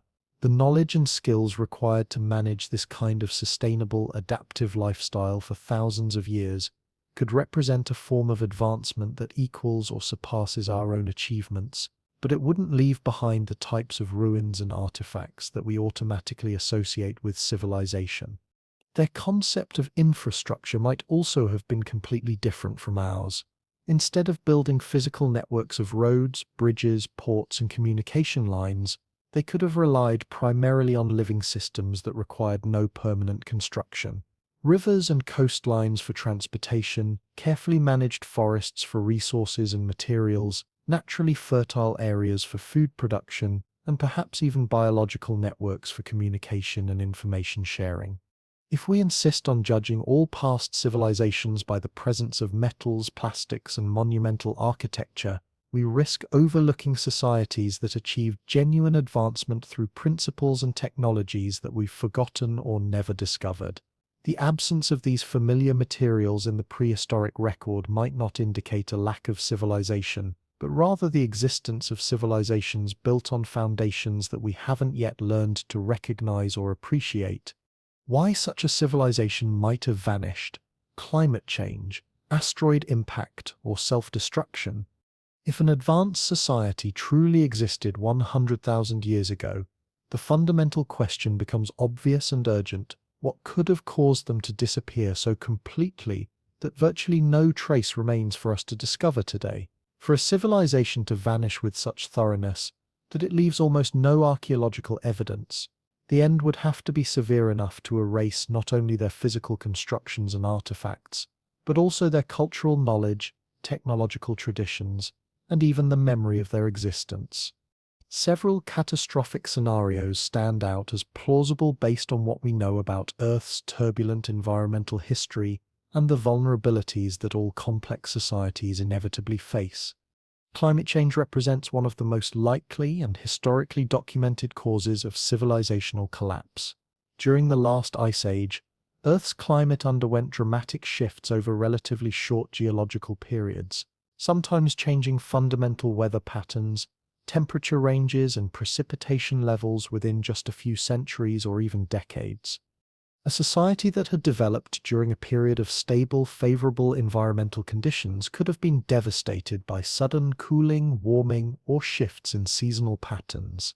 A significant drop in global temperatures could have reduced food production, altered the distribution of freshwater resources, and forced massive population migrations. Conversely, rapid warming could have melted ice sheets, caused catastrophic flooding of coastal areas, and fundamentally disrupted agricultural systems that had supported large populations for thousands of years. The transition periods between ice ages and warmer interglacial periods were particularly unstable, with sea levels rising by more than 100 meters, entire continental shelves being submerged, and weather patterns across the globe being completely reorganized. If an advanced civilization had been concentrated in coastal areas that are now underwater, rising seas could have literally drowned the heartland of their society, destroying their major population centers and forcing survivors to abandon everything they had built. Asteroid or comet impacts represent another scientifically documented threat that could cause sudden, devastating collapse. Earth has been struck many times throughout its history by objects from space, sometimes with utterly catastrophic results. The impact that ended the age of dinosaurs 66 million years ago demonstrates the planet-wide destruction that large extraterrestrial objects can cause. Even a much smaller impact, just a fraction of the size of the dinosaur-killing asteroid, could trigger regional or global disasters that would overwhelm any civilization's ability to adapt and survive.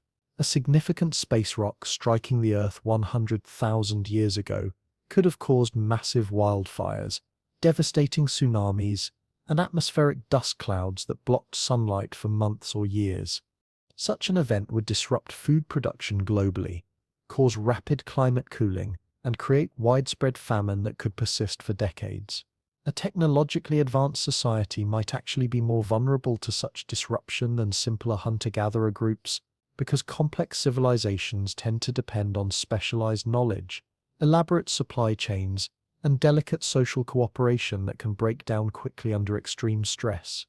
Massive volcanic activity presents a third natural disaster scenario with historically documented precedents.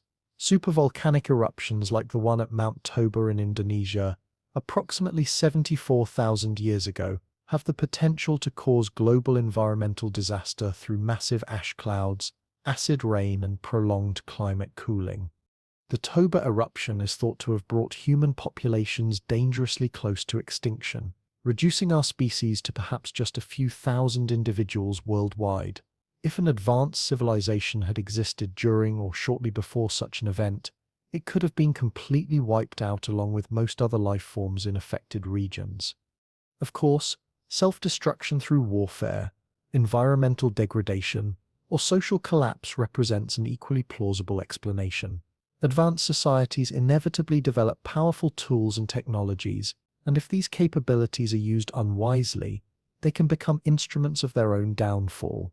Large-scale warfare using advanced weapons could have caused massive destruction. Overconsumption of natural resources could have led to environmental collapse and societal breakdown, or internal social conflicts could have fragmented the civilization into smaller groups that gradually lost their technological knowledge and cultural traditions. It's also possible that their disappearance wasn't dramatic or sudden at all. Slow demographic decline caused by disease, gradual environmental degradation, cultural changes, or voluntary migration could have caused the society to fade away over many generations. Survivors might have integrated into other human populations, their distinctive knowledge and technologies gradually abandoned as they became less relevant in a changing world. Whatever the specific cause, the ultimate result would be identical. A once flourishing civilization reduced to scattered individuals living much simpler lifestyles, their sophisticated achievements forgotten, and their entire historical legacy erased by the patient, methodical work of time itself. The profound time gap problem, why so much could be lost and forgotten in 100,000 years. When we attempt to comprehend a time span of 100,000 years, We're confronting a temporal scale that extends far beyond normal human experience and imagination. Our oldest surviving written records reach back only about 5,000 years, and beyond that relatively recent threshold, we must rely entirely on physical remains and environmental evidence that becomes increasingly rare and fragmentary the further into the past we venture. 100 millennia isn't simply 20 times longer than recorded human history. It represents a period vast enough for nature to systematically dismantle virtually everything that intelligent beings might build, and for the very memory of their existence to completely vanish from any form of cultural transmission. Consider how quickly information can be lost and distorted, even within just a few human generations. Historical events that occurred within living memory can become significantly altered when retold by grandparents to their grandchildren. Details change, contexts are forgotten, and personal perspectives reshape objective facts into subjective narratives. A single dramatic event retold over just 200 years, roughly 8 generations, can become so distorted that it bears little resemblance to what actually happened. Without written records to preserve accurate information, an entire civilization's history could completely disappear from living memory within just a few centuries. Multiply that process of cultural forgetting by a factor of 1,000, and even the faintest echoes of remarkable achievements could be lost entirely. Stories that began as accurate historical accounts could transform gradually into myths, legends, and eventually be forgotten altogether, as survival concerns take precedence over preserving ancient knowledge. The physical destruction operates on an equally relentless scale. Earth's surface exists in constant motion, erosion wearing away mountains, grain by grain, rivers carving new channels and abandoning old ones, earthquakes shattering and rearranging landscapes, and volcanic activity burying vast areas under layers of ash and lava. In just a few thousand years, natural processes can reclaim cities, change the courses of major rivers, and transform fertile agricultural lands into deserts or swamps. Over 100,000 years, multiple ice ages advance and retreat across the continents. Sea levels rise and fall by hundreds of meters, and entire coastlines migrate hundreds of kilometers as tectonic forces slowly reshape the planet's geography. Even the most durable human constructions would either be buried far beyond easy reach or worn down until they become indistinguishable from natural rock formations. The pyramids of Egypt, built from massive stone blocks in an extremely dry climate, show clear signs of significant erosion and damage after existing for less than 5,000 years. Imagine what 100,000 years of exposure would do to similar structures. There's also the critical issue of human population turnover and cultural continuity. If survivors of an ancient advanced society were scattered into small groups or reduced to minimal populations by whatever disaster ended their civilization, their descendants might have been forced to live in much simpler ways for thousands of years afterward. Over such vast time periods, their origins could gradually become nothing more than distant legends, and even those stories might eventually vanish entirely if basic survival became more important than preserving cultural traditions and historical knowledge. The time gap problem extends beyond simple destruction of artifacts and loss of stories. It involves the complete erasure of context. Even if we somehow discovered a surviving object from such an ancient society, we might not be able to recognize its significance without the surrounding evidence, related artifacts, architectural context, environmental clues, or cultural information that could explain how it was made, what it was used for, and what it reveals about the people who created it.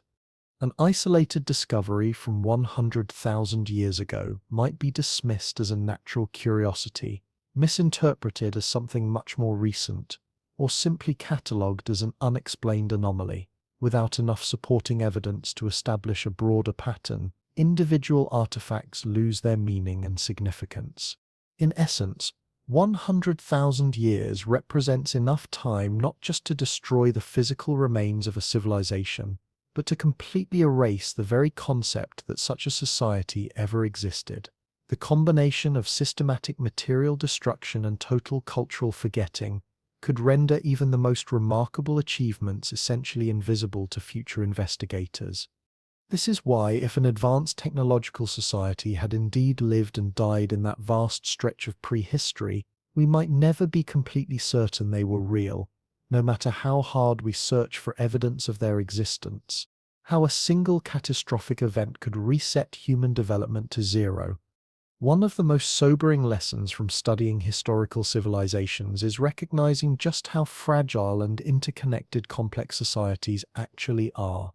Even in our modern world, with global communication networks, advanced emergency response systems, and unprecedented technological capabilities, we can observe how quickly normal social systems begin to fail when faced with major disasters like pandemics, natural catastrophes, or large-scale conflicts.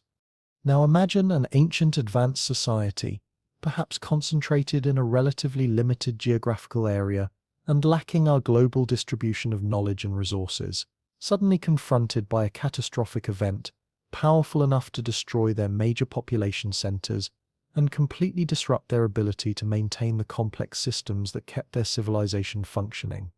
It wouldn't necessarily require a chain of multiple disasters, just one event severe enough to break the fundamental foundations upon which their entire society depended. A massive volcanic eruption, such as the Toba supervolcano that erupted approximately 74,000 years ago, could blanket enormous areas with volcanic ash, block sunlight for months or years, and trigger dramatic global cooling. Agricultural systems would collapse almost immediately, food supplies would be exhausted within weeks or months, and temperatures could drop so severely that survival itself becomes the only priority. If the majority of an advanced population relied on centralized agriculture, complex trade networks, or sophisticated technologies that required constant maintenance, those systems could collapse virtually overnight. The specialized knowledge needed to operate advanced equipment could be lost if the experts who possessed it died or were forced to focus entirely on basic survival needs. An asteroid impact could prove even more devastating in its immediate and long-term effects. Sufficiently large objects striking the Earth would release energy equivalent to millions of nuclear explosions, triggering massive tsunamis, continent-wide wildfires, and shock waves that could flatten structures across thousands of square kilometers. Even those far from the actual impact zone would face catastrophic secondary effects as dust and debris filled the atmosphere, disrupting weather patterns and creating years of agricultural failure and famine. The sudden environmental changes could be so severe that even the most advanced technology would be useless for addressing the scale of the crisis.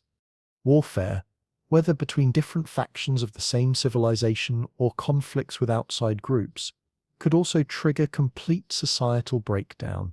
This wouldn't necessarily resemble the organized military conflicts we see between modern nations, but rather a total collapse of social order in which cities are destroyed, infrastructure is deliberately targeted, and the cooperative systems that enable complex society are systematically dismantled. If an advanced civilization depended on maintaining delicate balances between different groups, regions, or resource systems, a rapid descent into chaos and violence could undo centuries or millennia of accumulated progress in just a few decades. Disease represents another historically documented path to civilizational collapse. In a connected, densely populated society, an epidemic disease for which the population has no immunity could spread with terrifying speed. Without modern medical knowledge or treatment capabilities, a pandemic could potentially kill the majority of the population within months. If enough people died, the specialized skills and accumulated knowledge that kept their advanced systems functioning could simply vanish along with the individuals who possessed it. Survivors might find themselves unable to operate or maintain the technologies their ancestors had developed, leading to a rapid abandonment of complex tools and methods in favor of simpler, more immediately practical approaches to survival. Once the core systems that support advanced civilization, food production, clean water supplies, shelter construction, and security break down completely, The remaining population must shift their entire focus from innovation and cultural development to basic existence.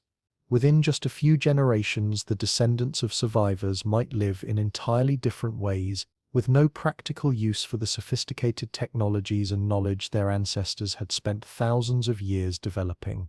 From that critical point forward, nature would begin its patient work of reclamation. Abandoned buildings would gradually be overgrown by vegetation, tools and artifacts would rust, decay, or be scattered by wind and weather, and sophisticated infrastructure would slowly crumble back into the landscape. Within a few thousand years, the visible traces of advanced civilization could be almost completely gone. After 100,000 years of natural erosion, geological change, and environmental transformation, there might be absolutely nothing recognizable remaining of what had once been a remarkable technological society. The genetic connection. Could we still carry traces of their DNA today? If an advanced civilization had thrived on Earth 100,000 years ago, and if its people were anatomically modern humans or closely related species, then even if every last trace of their cities, technologies, and cultural achievements has been completely erased by time, part of their biological legacy might still survive within our own bodies today. DNA represents one of the most durable and persistent records that nature provides for preserving information across vast time spans. Unlike buildings, tools, or written documents which can be destroyed by environmental forces, genetic material gets passed directly from generation to generation, potentially surviving even when every other trace of a civilization has vanished into dust.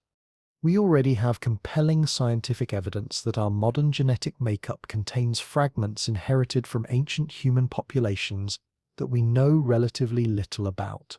Detailed studies of contemporary DNA have revealed that people living outside of Africa carry approximately 1 to 2% Neanderthal genetic material, while some populations in Asia and Oceania also possess small but detectable amounts of Denisovan DNA. These represent the biological echoes of encounters between our direct ancestors and other human species that occurred tens of thousands of years ago. The genetic signatures provide clear proof that these different groups met, interacted, and produced offspring whose descendants are alive today, even though we have relatively limited archaeological evidence about how these ancient meetings actually occurred. If a sophisticated society had existed 100,000 years ago, its people could have been anatomically modern Homo sapiens, members of another human species, like the Neanderthals or Denisovans, or perhaps even a previously unknown population that blended genetic material from multiple human lineages. If any members of this hypothetical advanced group had survived whatever catastrophic event ended their civilization, and if they subsequently interbred with other human populations that continued to exist, their genetic contributions could still be detectable in modern human DNA. We might already be carrying biological traces of an ancient advanced civilization scattered throughout our genomes, without having any idea of their historical significance or cultural origins. The challenge lies in proper interpretation of genetic data. Modern DNA analysis can reveal that different human populations met and exchanged genetic material at various points in prehistory, but it cannot tell us whether those ancient groups possessed cities, sophisticated technologies, or advanced forms of social organization. A genetic sample might provide evidence that a previously unknown population existed during the right time period, but it cannot reveal what that population achieved culturally or technologically. We could potentially find clear biological proof of a distinct ancient group, while remaining completely ignorant about whether they were simple hunter-gatherers or the inheritors of a lost technological civilization. There's also the complicating factor of genetic dilution over extended time periods. Over tens of thousands of years, DNA contributions from a small ancient population can be blended into much larger gene pools until only tiny fragments remain, fragments that become increasingly difficult to distinguish from random genetic variation or normal population diversity. Without knowing exactly what genetic signatures to search for, identifying the biological legacy of a specific ancient civilization would be almost impossible using current techniques. Still, The genetic record represents a potential bridge to aspects of the deep past that have otherwise been completely erased by natural processes. If scientists eventually discover evidence of mysterious ancient populations in our collective DNA, it could prompt entirely new questions about who those people were, how they lived, and whether they might have left behind more than just biological traces. In that sense, our own bodies might represent the last living connection to forgotten chapters of human history, carrying within every cell the faint genetic echoes of civilizations that vanished from every other form of evidence, thousands of years before the first pyramid was built or the first city was founded. What finding proof today would mean for our understanding of human history. If undeniable evidence surfaced tomorrow proving that an advanced civilization had existed 100,000 years ago, the impact on our fundamental understanding of human history, technological development, and our place in the cosmic timeline would be absolutely revolutionary. Such a discovery wouldn't simply represent another interesting archaeological find to add to textbooks. It would force a complete rewriting of the story we tell ourselves about human progress, intelligence, and the development of complex societies. The most immediate and profound effect would be challenging the core assumption that technological advancement represents a recent and unique achievement in Earth's history. Currently, we believe that complex societies, systematic agriculture, monumental architecture, and sophisticated technologies emerged only within approximately the last 10,000 years, making our modern world the first and only example of high civilization that this planet has ever witnessed. Discovering evidence of much older advanced cultures would prove that human or human-like intelligence had reached remarkable heights much earlier and possibly multiple times throughout prehistory.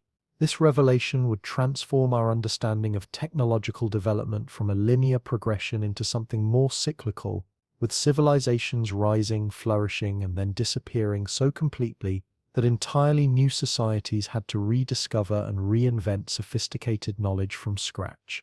Such a discovery would also force historians, anthropologists, and archaeologists to completely reconsider fundamental questions about knowledge preservation and cultural transmission.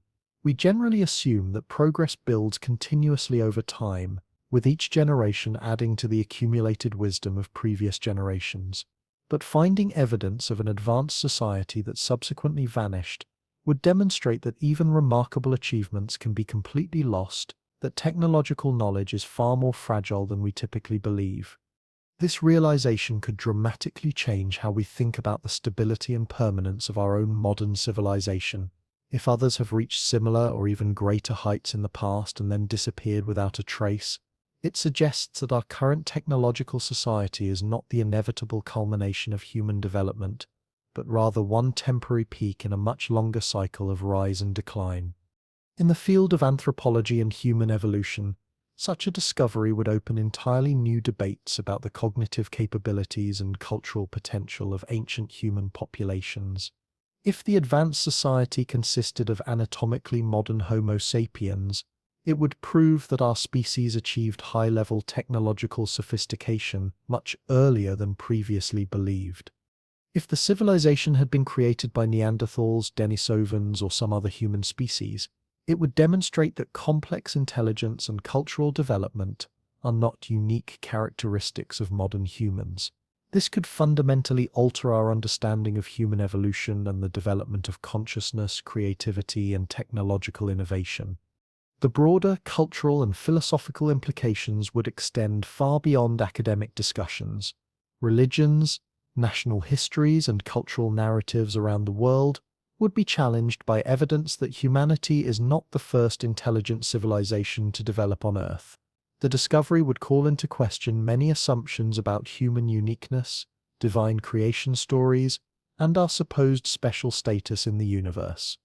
Public fascination with lost civilizations, already intense around mysteries like Atlantis, ancient astronauts, and unexplained archaeological sites, would explode into mainstream scientific inquiry.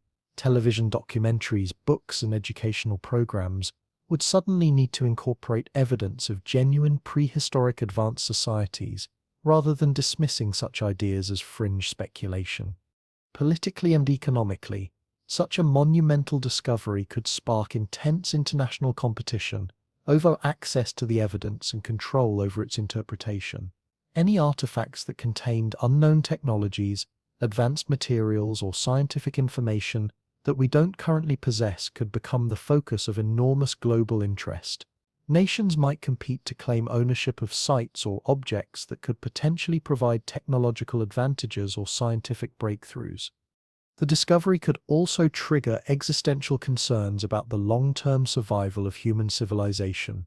If previous advanced societies had ultimately failed and disappeared, what does that suggest about our own prospects for avoiding similar fates? The evidence might prompt urgent discussions about sustainability, technological risks, and the importance of preserving human knowledge and achievements for future generations. Ultimately, proof of an advanced civilization from 100,000 years ago would fundamentally shift humanity's perspective about our place in the timeline of intelligence on Earth. We would no longer see ourselves as the first and only technological species in our planet's history, but rather as the latest in a series of intelligent civilizations whose earlier chapters have been almost entirely erased by the patient work of deep time.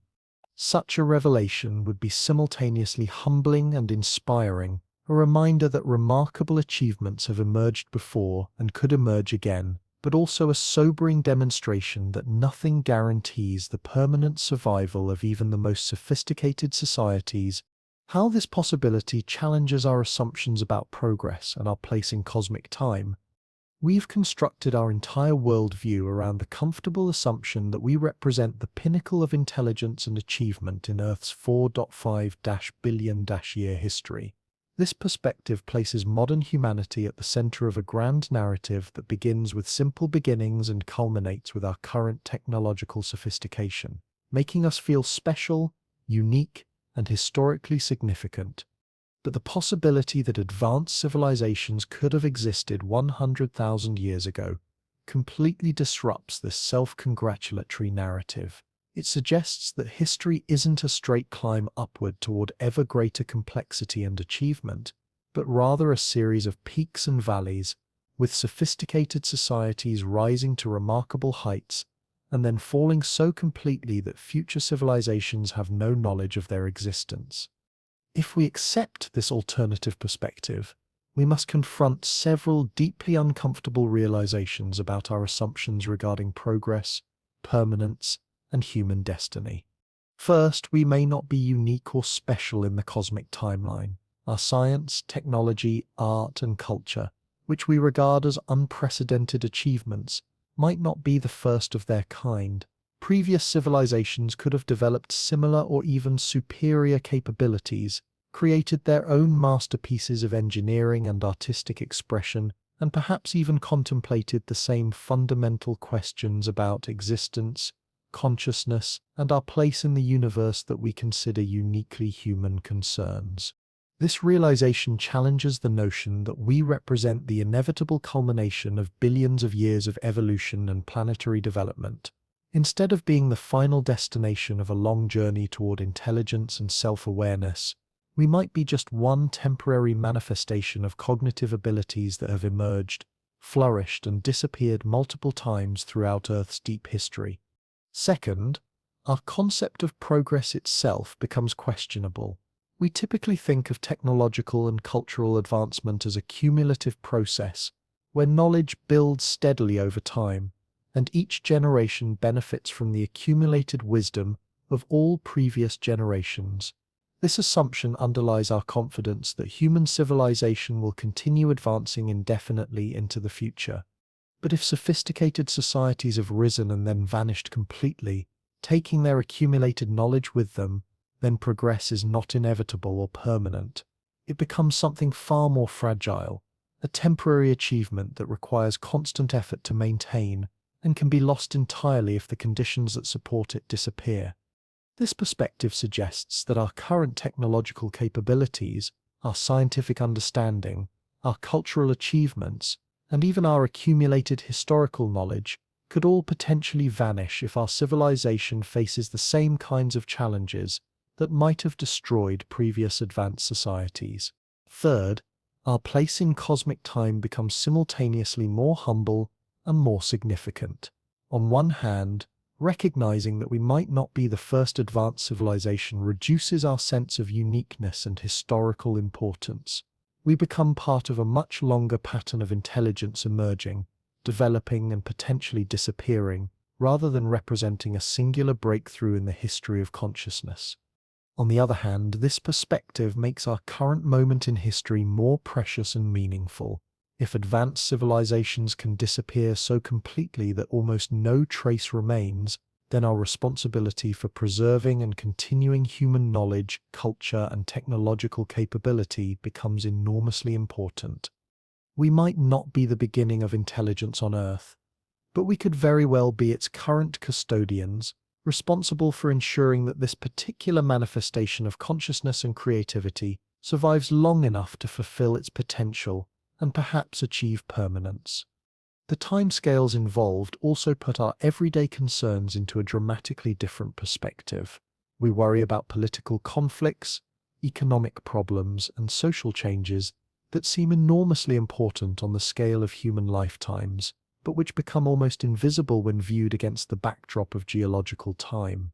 If our species is 300,000 years old, and if advanced civilizations might have risen and fallen multiple times during that period, then our current challenges and achievements represent just one brief moment in a much longer story that extends far into both the past and the future. This cosmic perspective can be simultaneously terrifying and liberating.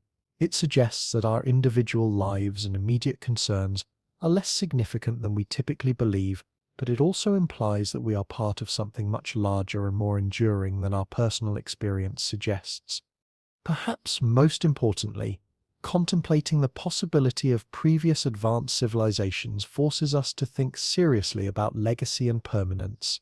If we truly want our achievements to endure, if we hope to avoid becoming just another forgotten chapter in Earth's history, we need to consider what it would take to create a civilization that could survive the kinds of challenges that might have destroyed our predecessors.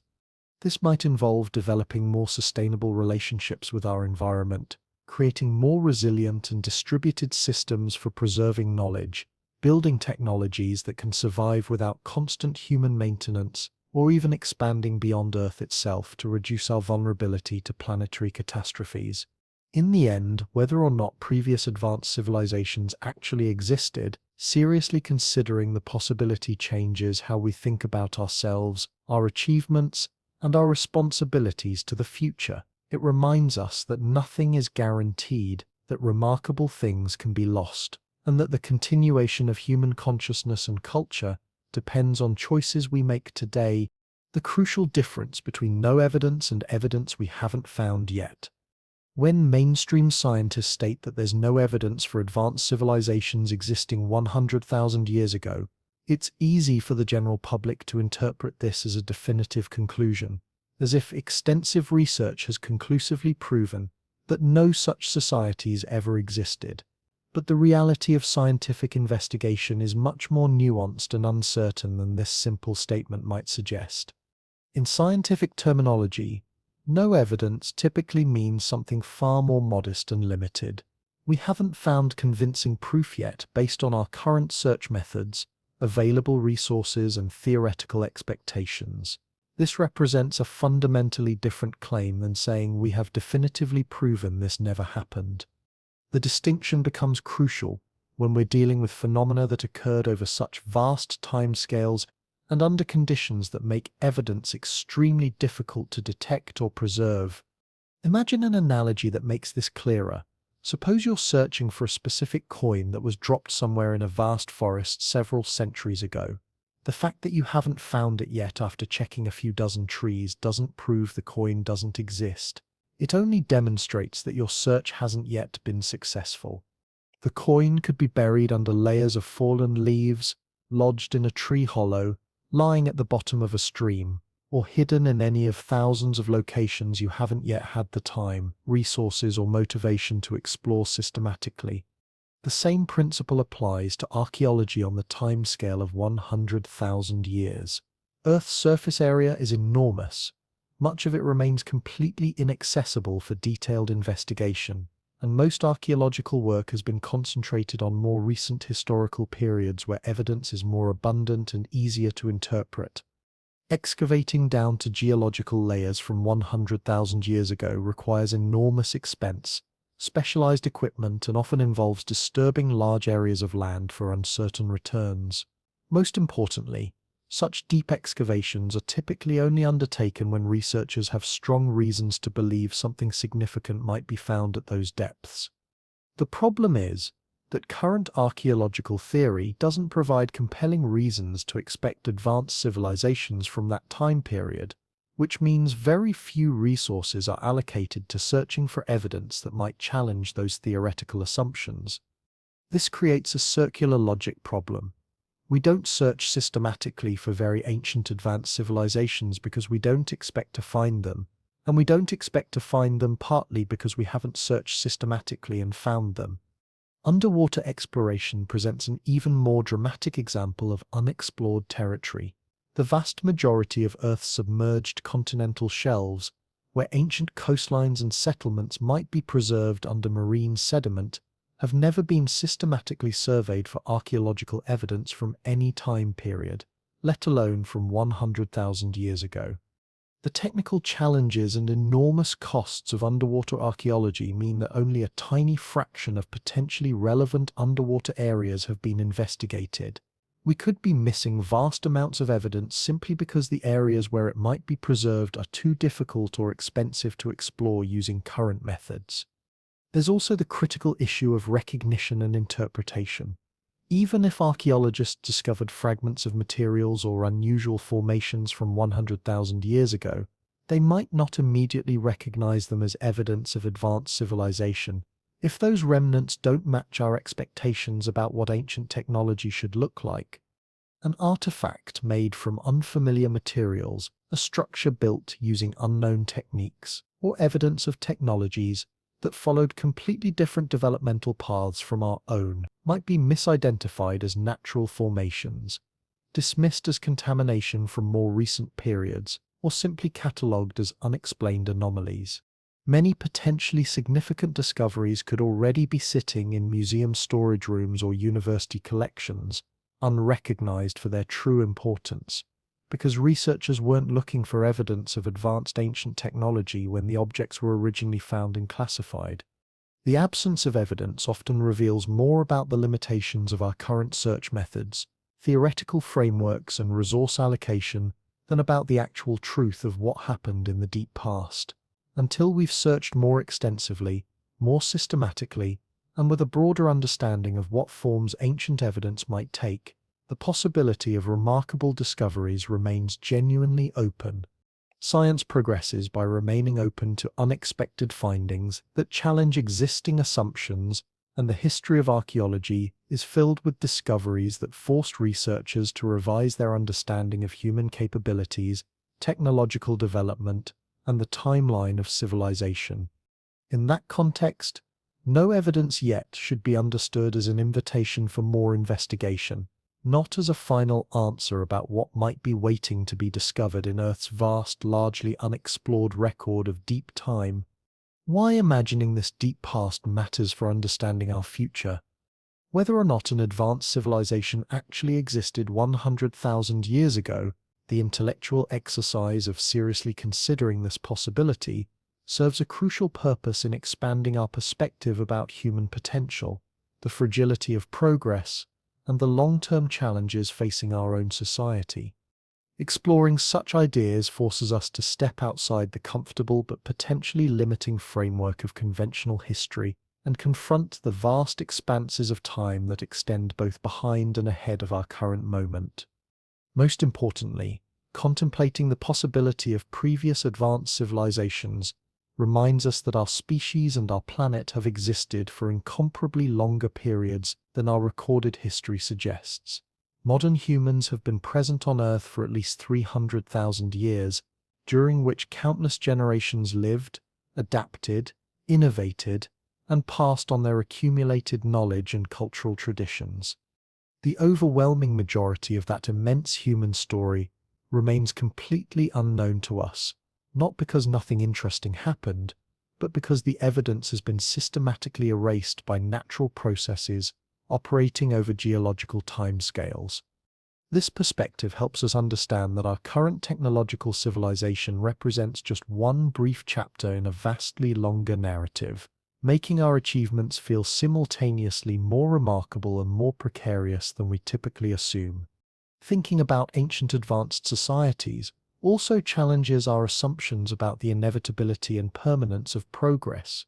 We tend to believe that technological development naturally moves forward in a straight line, that knowledge once gained can never be completely lost, and that our modern achievements provide a stable foundation for continued advancement into the indefinite future. But if sophisticated civilizations have risen and fallen before, leaving behind almost no trace of their existence, then progress becomes something far more fragile and contingent than we usually acknowledge. Even remarkable achievements in science, technology, art, and culture can potentially vanish if the social and environmental conditions that support them are disrupted severely enough.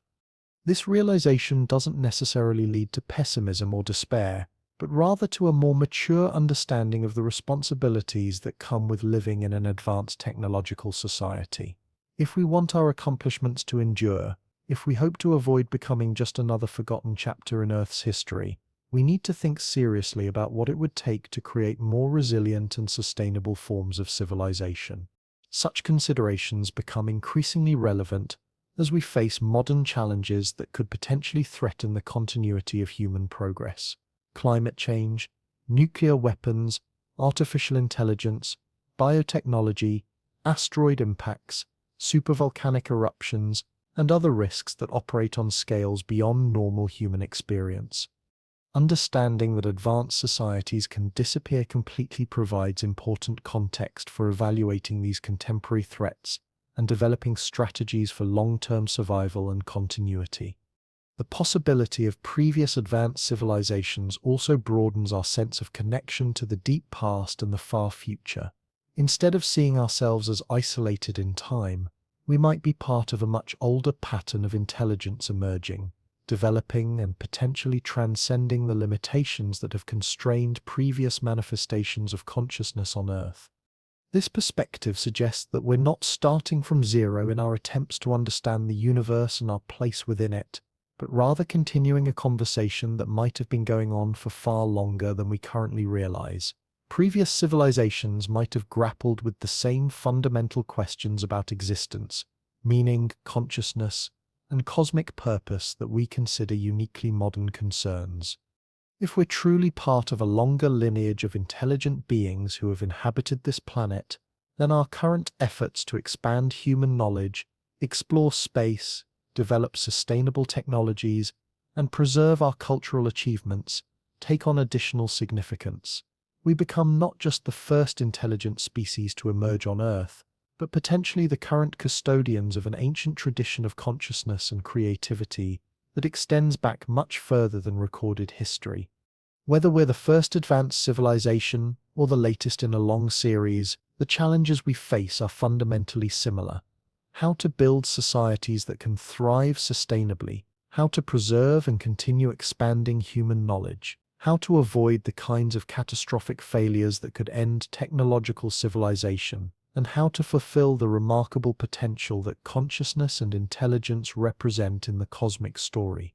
Contemplating the deep past ultimately helps us think more clearly about the deep future, reminding us that the choices we make today about technology, environment, social organization, and long-term planning could determine whether human civilization endures for thousands of years or joins the ranks of hypothetical previous societies that rose to great heights and then vanished so completely that future beings might never know we existed.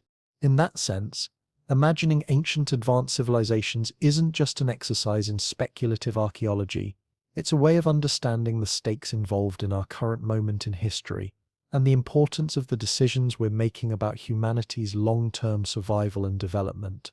The story continues, and we're responsible for writing the next chapter. The search for evidence in the most unlikely places. If we're truly serious about investigating the possibility of ancient advanced civilizations, We need to expand our search methodology far beyond conventional archaeological approaches. The most promising evidence, if it exists at all, is likely to be found in locations and forms that challenge our traditional expectations about how to detect traces of technological societies from the deep past. One of the most intriguing possibilities involves examining anomalous geological formations that might actually represent the heavily degraded remains of artificial structures.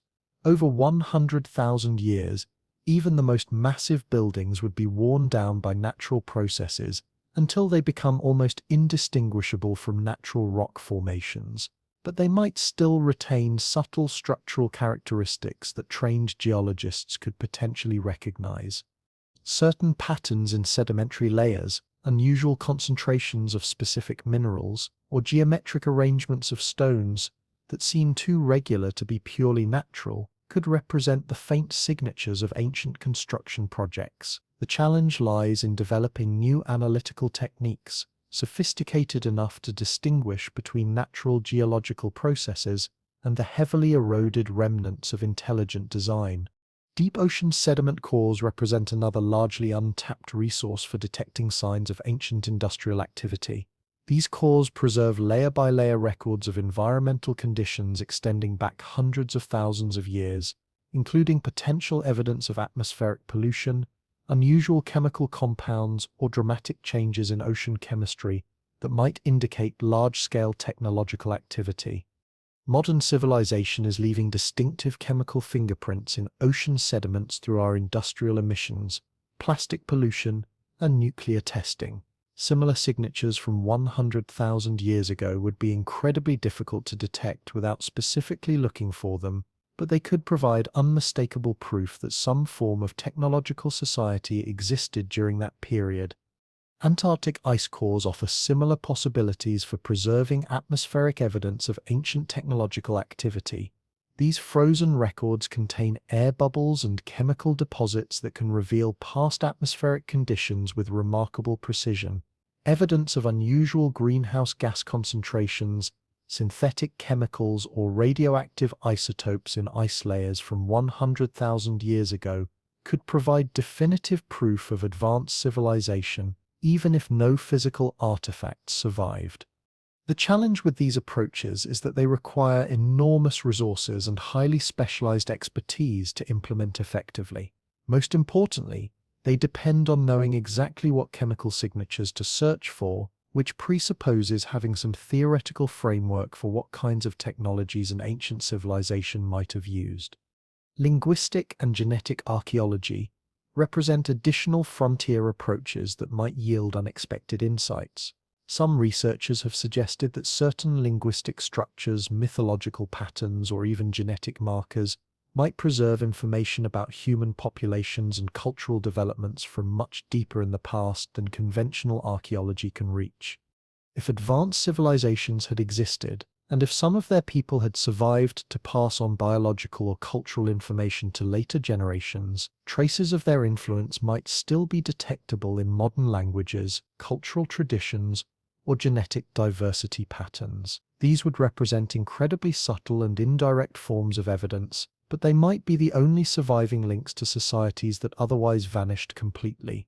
Underground scanning technologies are advancing rapidly, offering new possibilities for detecting buried structures or artifacts without the need for extensive excavation. Ground-penetrating radar, seismic imaging, and magnetic surveys can now identify subsurface anomalies at considerable depths. If systematically applied to geologically stable areas that might have preserved ancient remains, these techniques could potentially locate evidence of construction or large-scale human activity from periods much earlier than previously investigated.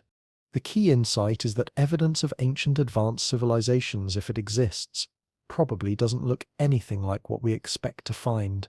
Instead of searching for obvious ruins or familiar artifacts, we need to be alert for subtle anomalies that might represent the heavily degraded or transformed remnants of technological activity.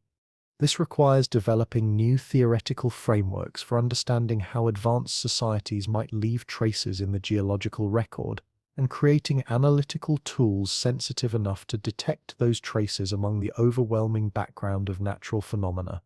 Perhaps most importantly, it requires maintaining intellectual openness to the possibility that remarkable discoveries might be waiting in places and forms that no one has yet thought to investigate systematically.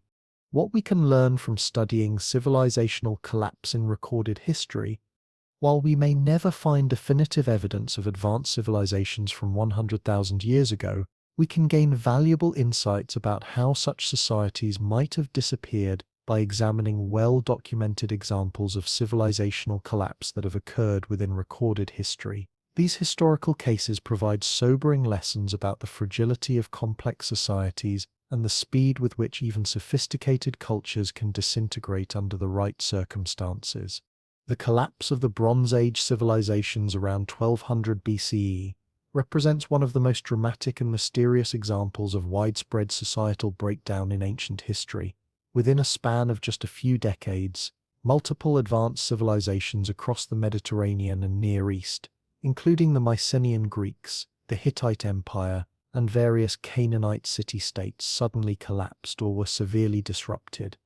These societies had developed sophisticated technologies including advanced metallurgy, complex writing systems, extensive trade networks, and monumental architecture.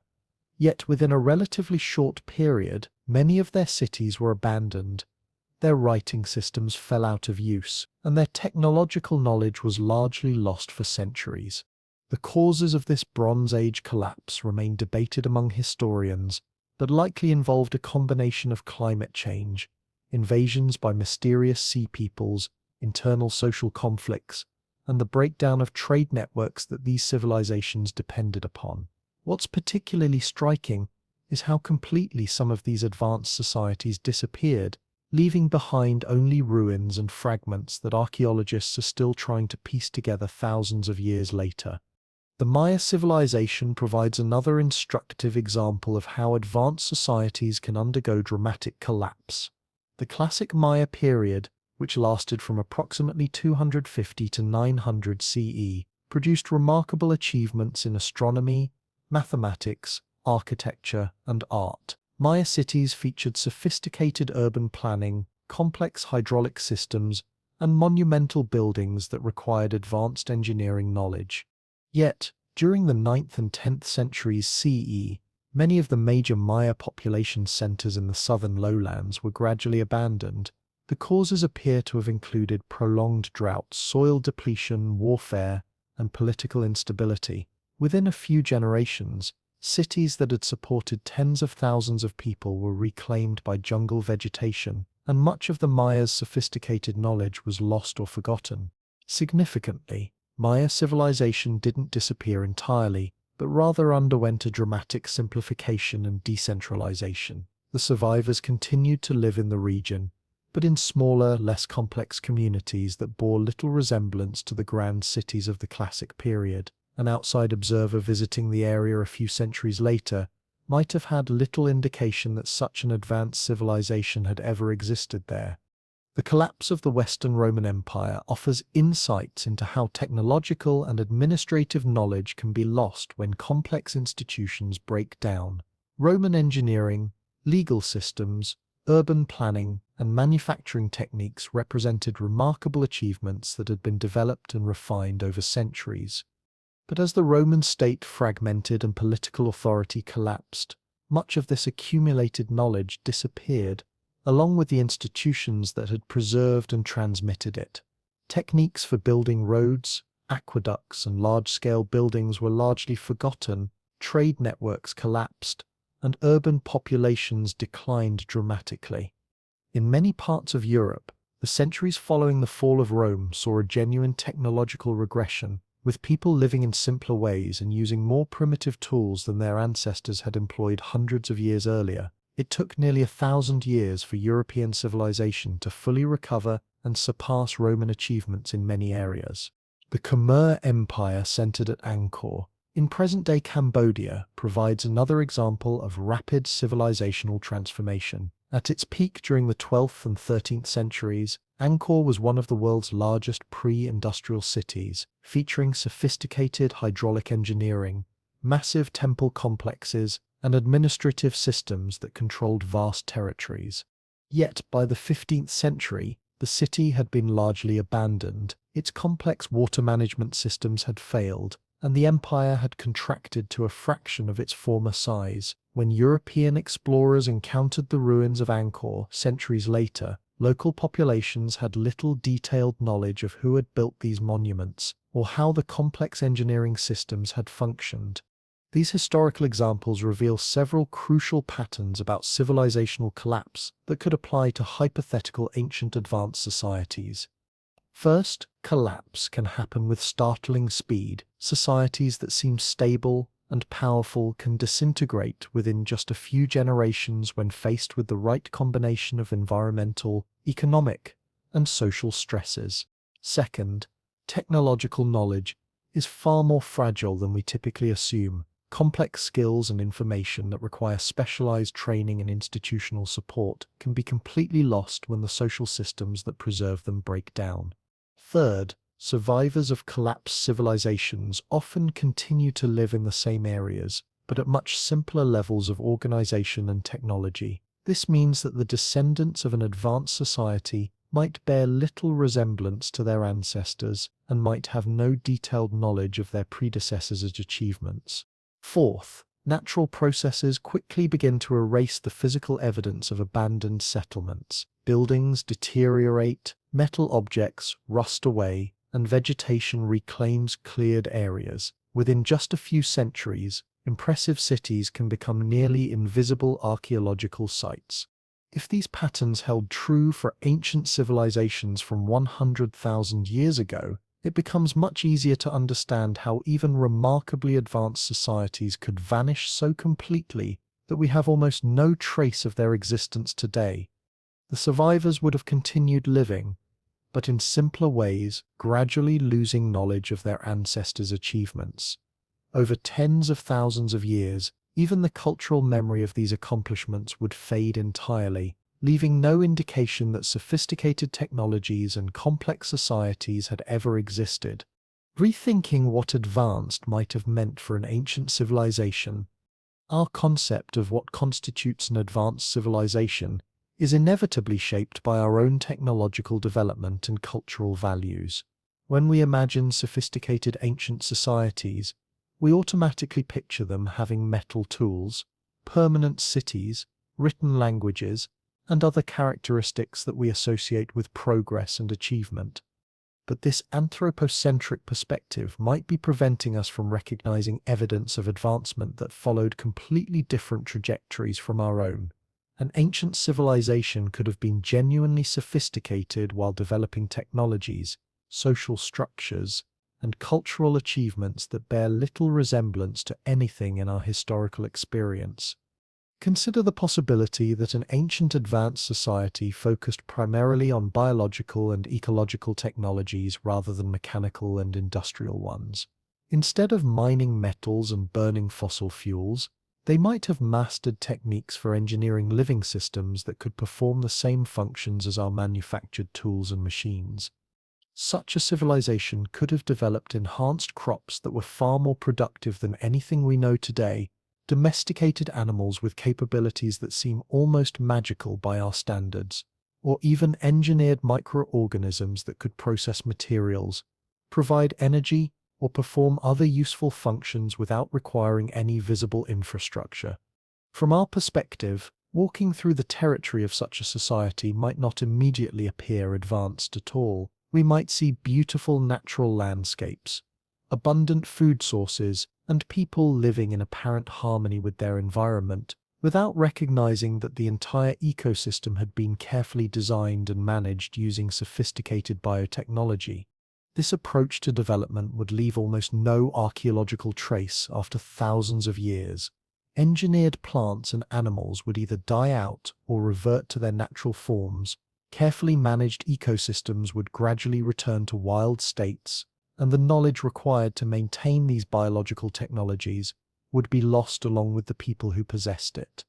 Yet such a civilization could have achieved remarkable things, perhaps developing medical techniques that could extend human lifespan, creating food production systems that could support large populations sustainably, or even engineering biological systems that could perform information processing and communication functions equivalent to our electronic technologies.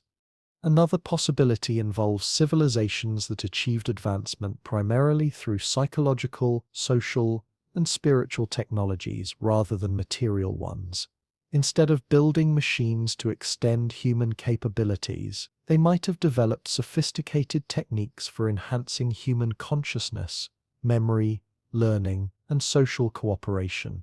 Such societies could have possessed forms of knowledge that we don't currently understand, perhaps techniques for accelerated learning that could transmit complex information across generations without written records, methods for collective decision-making that could coordinate large populations without centralized authority, or practices for expanding human perception and cognition beyond what we consider normal limits. These achievements would be virtually invisible to archaeological investigation.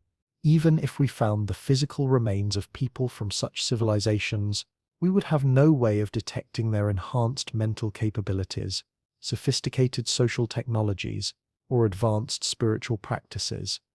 We might discover evidence of people living in small groups with simple material culture, never realizing that they possessed forms of knowledge and social organization that were far more sophisticated than anything achieved by later civilizations. The concept of advancement itself deserves questioning. We tend to equate technological sophistication with progress, assuming that more complex tools and larger settlements automatically represent superior achievements. But an ancient civilization might have made conscious choices to limit certain forms of technological development in favor of other values. Perhaps they prioritize sustainability over growth, choosing to develop technologies that could be maintained indefinitely rather than pursuing rapid expansion that might exhaust available resources. Maybe they valued individual development and spiritual achievement over material accumulation, focusing their innovation on techniques for enhancing human potential rather than building impressive monuments. Such societies might have been advanced in ways that we don't fully appreciate, achieving remarkable stability, creating sustainable relationships with their environment, developing sophisticated understanding of human psychology and social dynamics, or reaching insights about consciousness and reality that we're only beginning to glimpse. It's also possible that ancient advanced civilizations achieved remarkable things through approaches that we haven't yet discovered, or that seem impossible by our current understanding of physics and biology. They might have developed forms of energy utilization, information processing, or material manipulation that don't fit our theoretical frameworks. Without understanding the principles behind their technologies, we might not recognize evidence of their achievements, even if we found it. Objects or structures that seemed like natural formations, unusual but apparently meaningless patterns in geological data, or biological anomalies that we dismiss as evolutionary curiosities, could actually represent the remnants of technological approaches that we don't yet comprehend. The fundamental challenge is that we're looking for evidence of advancement using criteria derived from our own particular path of development. If ancient civilizations achieved sophistication through radically different approaches, we might never recognize their accomplishments because we don't know what to look for. This suggests that the absence of evidence for ancient advanced civilizations might reveal more about the limitations of our search methods and theoretical assumptions than about whether such societies actually existed. Until we develop broader concepts of what advancement might look like, we may continue to miss evidence that's been hiding in plain sight all along. The role of climate and environmental change in shaping civilizational development. Climate and environmental conditions play crucial roles in determining where civilizations can develop, how they organize themselves, and what kinds of technologies they prioritize. Understanding how environmental factors influenced human development during the last 100,000 years provides important context for evaluating whether advanced societies could have emerged during periods when Earth's climate was dramatically different from today. The last ice age, which began approximately 115,000 years ago and ended around 11,700 years ago, created environmental conditions that were simultaneously challenging and potentially favorable for certain types of technological development. While much of the northern hemisphere was covered by massive ice sheets, many tropical and subtropical regions remained habitable and might have provided ideal conditions for human innovation and cultural advancement. Lower sea levels during glacial periods exposed vast coastal plains that are now underwater, creating large areas of habitable land with access to marine resources. These expanded coastlines could have supported substantial populations and provided the environmental stability necessary for developing complex societies. The climate during glacial periods was generally cooler and drier than today, but it was also more stable in many regions once ice sheets reached their maximum extent.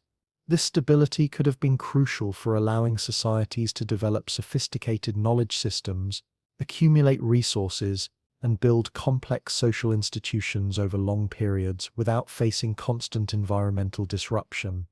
Interestingly, some of the most dramatic cultural and technological innovations in human prehistory occurred during periods of environmental stress and climate change. The development of agriculture around 10,000 years ago coincided with the end of the Ice Age and the beginning of the more stable Holocene climate that continues today. But this pattern suggests that environmental challenges often spur innovation rather than preventing it. Ancient societies facing climate change, resource scarcity, or environmental instability might have been motivated to develop sophisticated technologies and social systems that we haven't yet imagined. The transition periods between glacial and interglacial conditions were particularly dynamic, with rapidly changing sea levels, shifting weather patterns, and dramatic ecological transformations occurring over relatively short timescales.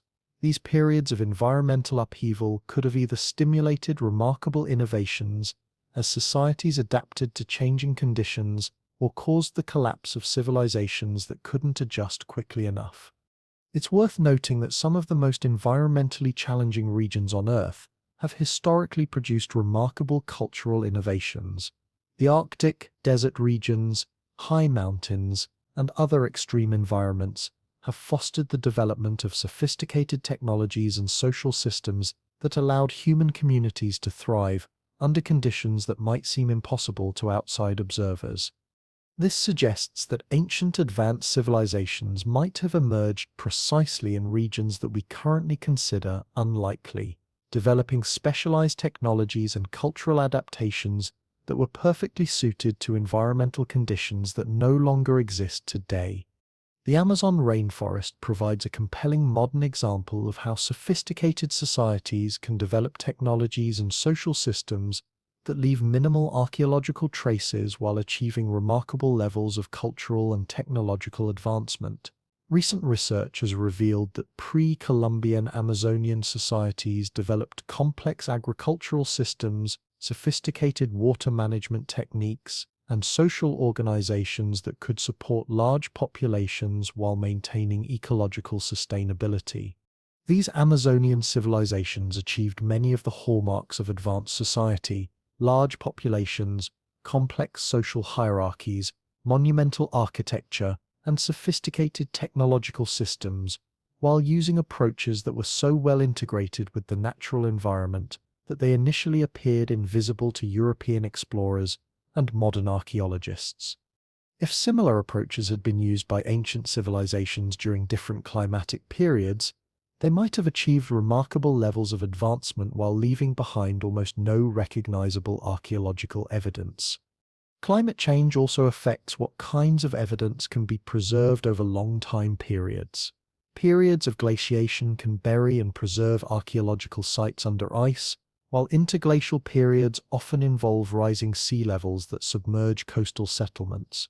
Wet climates promote rapid decay of organic materials, while dry conditions can preserve artifacts for thousands of years. An advanced civilization that existed during a different climatic period might have used materials and technologies that were perfectly adapted to those conditions, but which couldn't survive the environmental changes that occurred as climate shifted. Technologies based on organic materials that required specific humidity levels, social systems that depended on particular ecological conditions, or knowledge systems that were adapted to different seasonal patterns, could all have vanished when environmental conditions changed.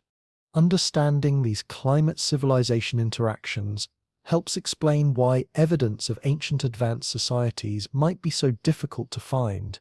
Not only would their physical remains have been subjected to tens of thousands of years of environmental degradation, but the environmental conditions that supported their development might have changed so dramatically that their technological approaches became completely obsolete.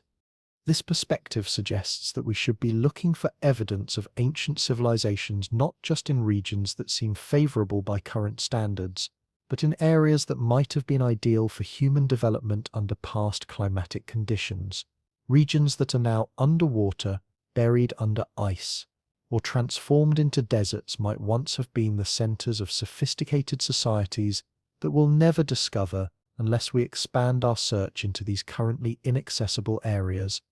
The problem of preservation bias in archaeology. One of the most significant challenges in searching for evidence of ancient civilizations involves understanding how preservation bias systematically distorts our picture of the past. This bias occurs because certain types of materials, environments, and activities are much more likely to survive in the archaeological record than others, creating a skewed representation of ancient life that may bear little resemblance to historical reality. The materials that survive best over long time periods include stone, ceramics, metals under specific conditions, and organic materials in very particular environments like deserts, waterlogged sites, or frozen areas. This means our understanding of ancient societies is heavily weighted toward their most durable artifacts, while the vast majority of their material culture, which was probably made from perishable materials, has completely disappeared. For modern societies, this preservation bias would create a dramatically misleading picture for future archaeologists.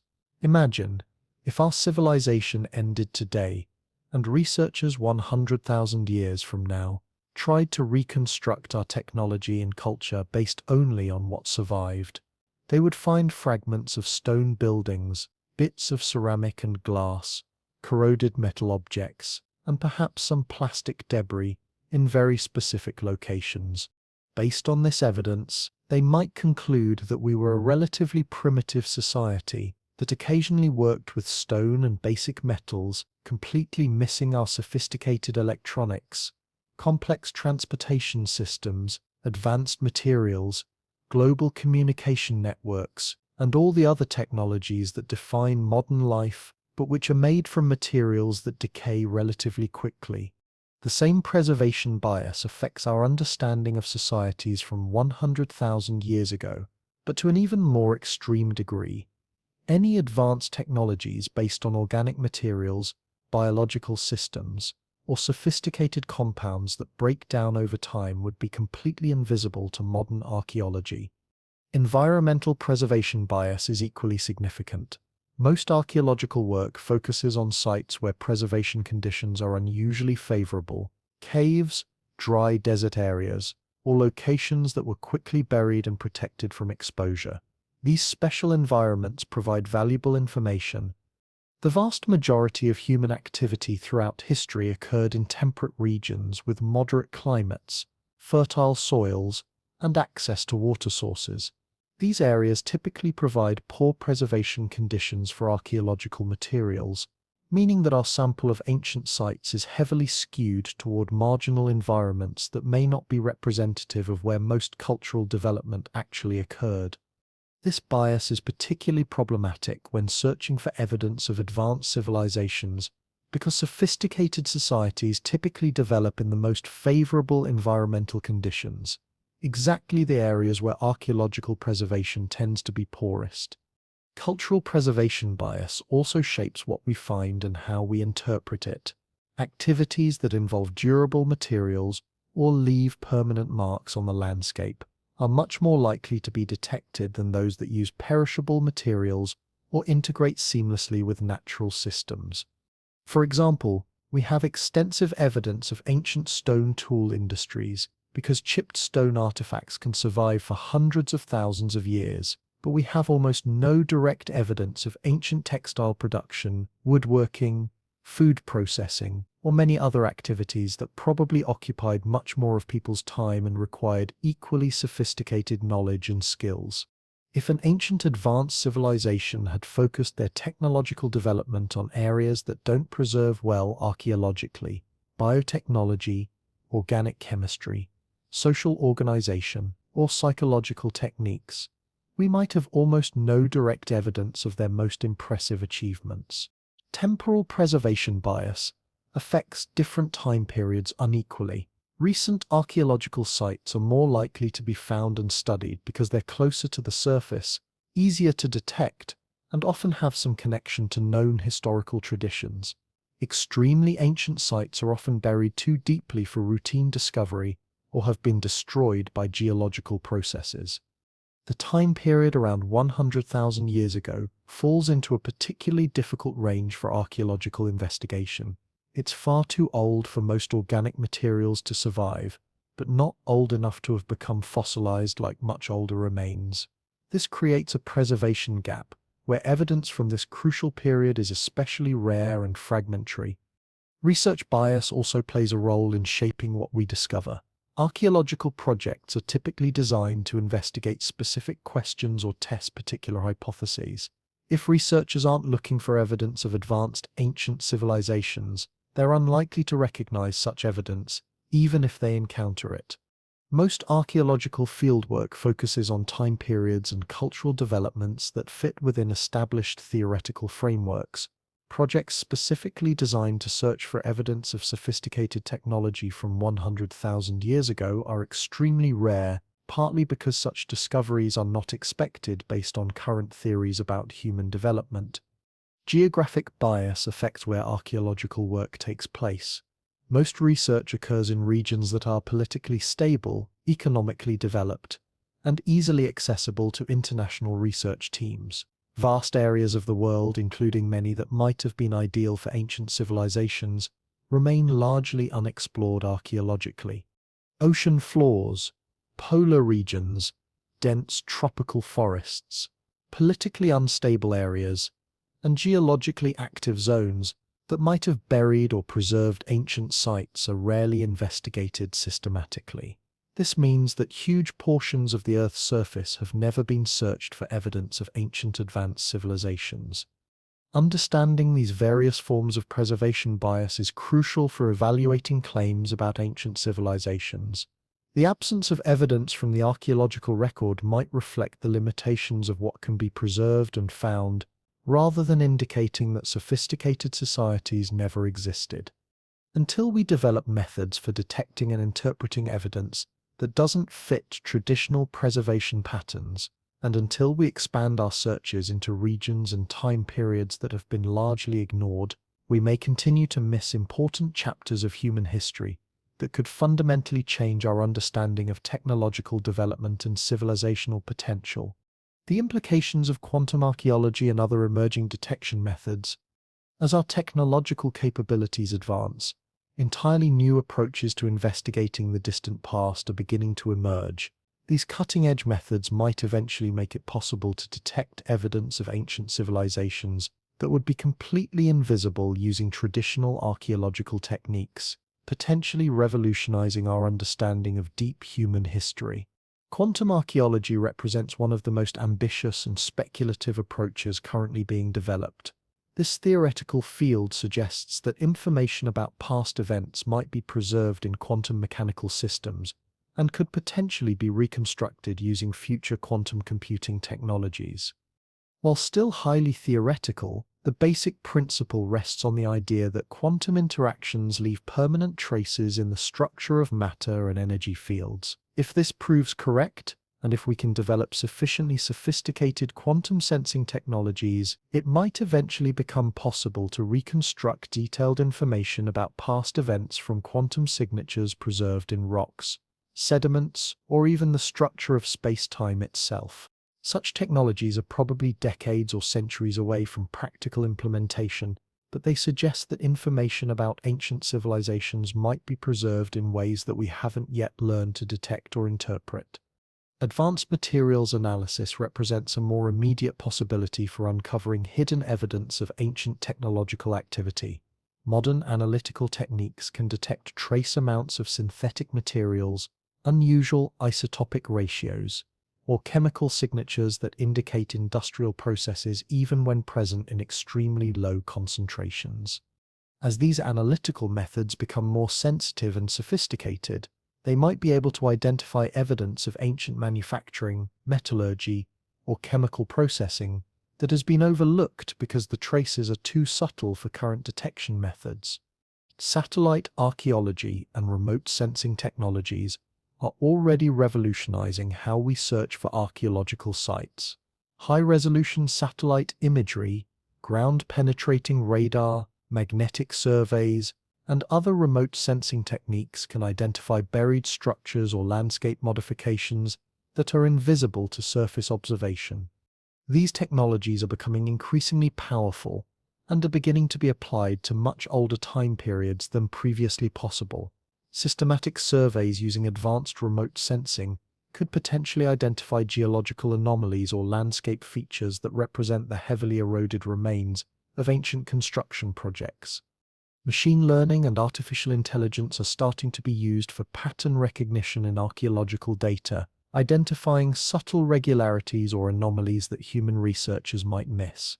AI systems trained to recognize signatures of human activity could potentially scan vast datasets from geological surveys, climate records, or satellite imagery to identify patterns that suggest ancient technological activity. Environmental DNA analysis represents another emerging technique that might preserve information about ancient ecosystems and human activities. Genetic material can sometimes survive in sediments for hundreds of thousands of years, potentially providing evidence of extinct species, agricultural practices, or environmental modifications caused by human activities. If ancient advanced civilizations had significantly modified their local ecosystems through biotechnology, agriculture, or environmental management, traces of these changes might still be detectable in environmental DNA preserved in lake sediments, cave deposits, or other stable environments. Deep drilling and ice core analysis technologies are becoming more sophisticated and are being applied to longer timescales. Ice cores from Antarctica and Greenland can provide detailed records of atmospheric conditions extending back hundreds of thousands of years, potentially preserving evidence of ancient industrial activity or large-scale environmental modifications. Similarly, deep ocean drilling projects are beginning to extract sediment cores that span millions of years, providing unprecedented opportunities to search for chemical signatures of ancient technological activity preserved in marine deposits. Computational modeling and simulation techniques are also contributing to our ability to understand how evidence of ancient civilizations might be preserved and detected. By modeling the long-term effects of various preservation processes, researchers can identify what types of evidence might survive over different timescales and where such evidence would be most likely to be found.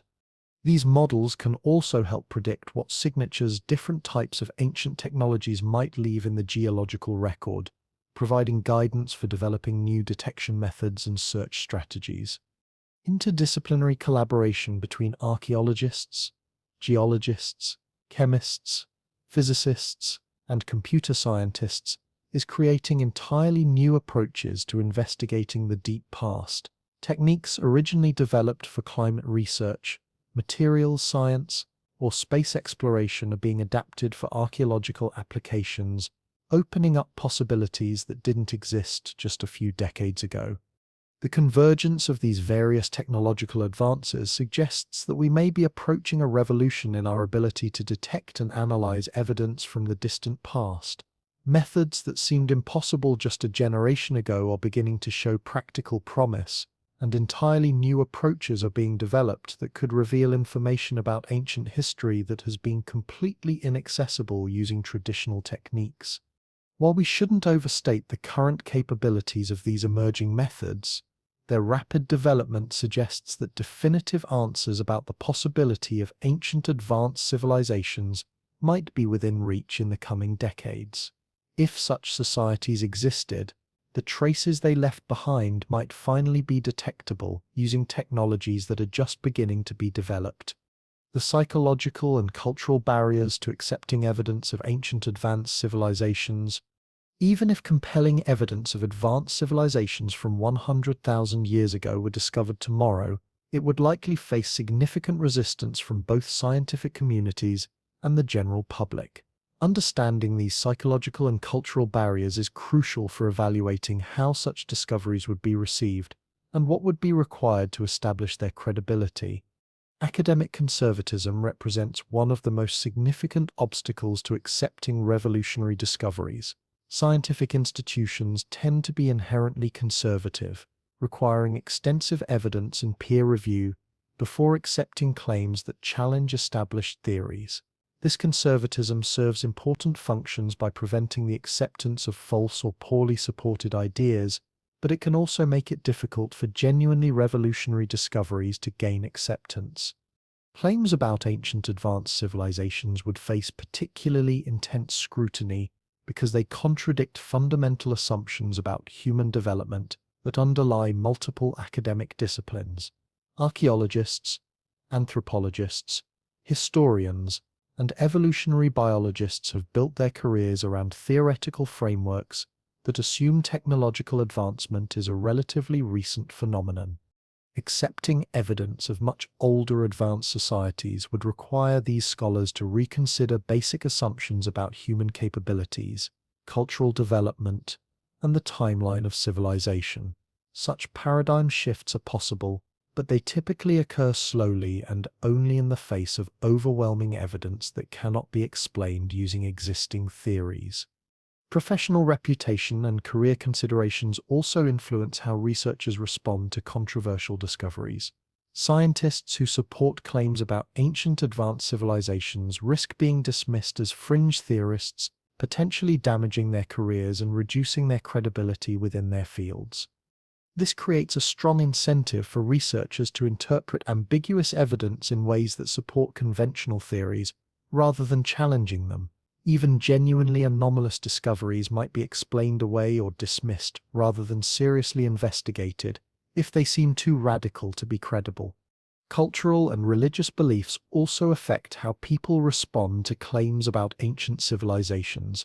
Many religious traditions include specific creation stories or historical narratives that would be challenged by evidence of advanced technological societies existing long before recorded history. Similarly, cultural narratives about human progress and achievement often assume that modern civilization represents the pinnacle of human development. Evidence suggesting that previous societies might have achieved similar or greater heights could be psychologically threatening to people whose sense of meaning and identity is tied to believing in the uniqueness of contemporary achievements. The association of ancient advanced civilization theories with pseudoscience and conspiracy theories creates additional barriers to serious consideration.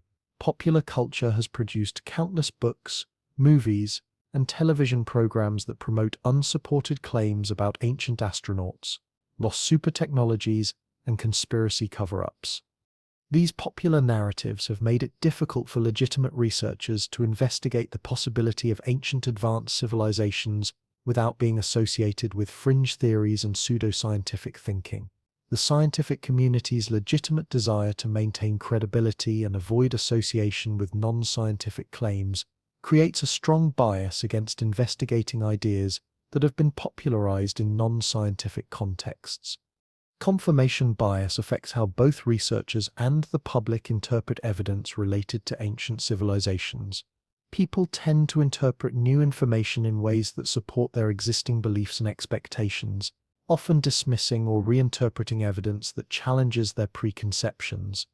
Supporters of ancient civilization theories might overinterpret ambiguous evidence or accept weak proof because it confirms their beliefs, while skeptics might dismiss or explain away genuinely anomalous discoveries because they contradict their expectations. The complexity and specialization of modern science also creates barriers to evaluating interdisciplinary claims about ancient civilizations. Evidence for advanced ancient societies would likely come from multiple fields including archaeology, geology, chemistry, biology, and physics. Few individuals have sufficient expertise across all these disciplines to properly evaluate complex interdisciplinary claims. This specialization makes it easy for experts in one field to dismiss evidence from other fields that they don't fully understand, while making it difficult for the scientific community as a whole to reach consensus about discoveries that span multiple disciplines. Media sensationalism and public misconceptions about scientific methodology also complicate how discoveries about ancient civilizations would be received. Popular media tends to present scientific discoveries in overly dramatic terms, often exaggerating their significance or certainty. Public expectations about how science works are often unrealistic, with people expecting definitive proof rather than understanding that scientific knowledge typically develops gradually through accumulating evidence and ongoing debate. Economic and political interests might also influence how evidence of ancient advanced civilizations is received. Such discoveries could potentially challenge existing power structures, affect tourism and development projects, or influence international claims about cultural heritage and territorial rights. Governments, academic institutions, and other organizations might have various motivations for either promoting or suppressing evidence of ancient civilizations, depending on how such discoveries might affect their interests. Despite these barriers, history shows that genuinely revolutionary scientific discoveries do eventually gain acceptance when the evidence becomes sufficiently compelling. The acceptance of continental drift, the recognition of human evolution, and the discovery of the expansion of the universe all face significant resistance before becoming accepted scientific theories. If solid evidence of ancient advanced civilizations were discovered, it would likely follow a similar pattern of initial skepticism, gradual accumulation of supporting evidence, and eventual acceptance as new theoretical frameworks develop that can incorporate the new discoveries. The key factor would be the quality and quantity of evidence, along with the development of theoretical frameworks that can explain how such civilizations could have existed without contradicting other well-established scientific knowledge. Modern parallels, how our own civilization might appear to future archaeologists. To better understand the challenges involved in detecting ancient advanced civilizations, it's instructive to consider how our own technological society might appear to archaeologists investigating Earth 100,000 years from now. This thought experiment reveals just how much of our sophisticated civilization would likely vanish without a trace, and helps us appreciate why evidence of ancient advanced societies might be so difficult to find. Most of our advanced technologies are based on materials and systems that would not survive for extended periods without constant maintenance. Our electronics, computers, vehicles, and communication networks depend on complex components that would decay rapidly once human civilization stopped maintaining them. Silicon computer chips would oxidize and crumble, plastic housings would break down under ultraviolet radiation, metal components would rust and corrode, and the elaborate infrastructure required to manufacture and maintain these technologies would collapse entirely within decades of being abandoned. Future archaeologists might find scattered fragments of corroded metal, pieces of glass and ceramic, and perhaps some plastic debris in very specific locations, but they would have no way of reconstructing the sophisticated technologies these fragments once represented. Our most impressive architectural achievements, while more durable than our electronics, would also largely disappear over such vast time periods. Steel-framed skyscrapers would collapse once their foundations were undermined by water infiltration and frost cycles. Concrete would crack and crumble as reinforcing steel expanded through oxidation, and even our most massive stone buildings would be worn away by wind and weather. After 100,000 years of natural erosion, advancing and retreating glaciers, rising and falling sea levels, and tectonic activity, very little of our urban infrastructure would remain in recognizable form. Future archaeologists might find strange geometric arrangements of weathered stone, unusual concentrations of certain minerals, or other anomalies that hint at artificial construction, but they would struggle to understand what these remnants once represented. Our transportation networks would disappear even more completely. Roads and highways would be broken up by plant growth and geological processes, bridges would collapse once their materials failed, and airports would become unrecognizable clearings that might appear to be natural meadows or lakes. Perhaps most significantly, the vast majority of our cultural achievements exist in forms that leave no physical traces whatsoever. Our literature, music, scientific knowledge, philosophical insights, and artistic creations are increasingly stored in digital formats that would vanish completely once the electronic systems that support them failed.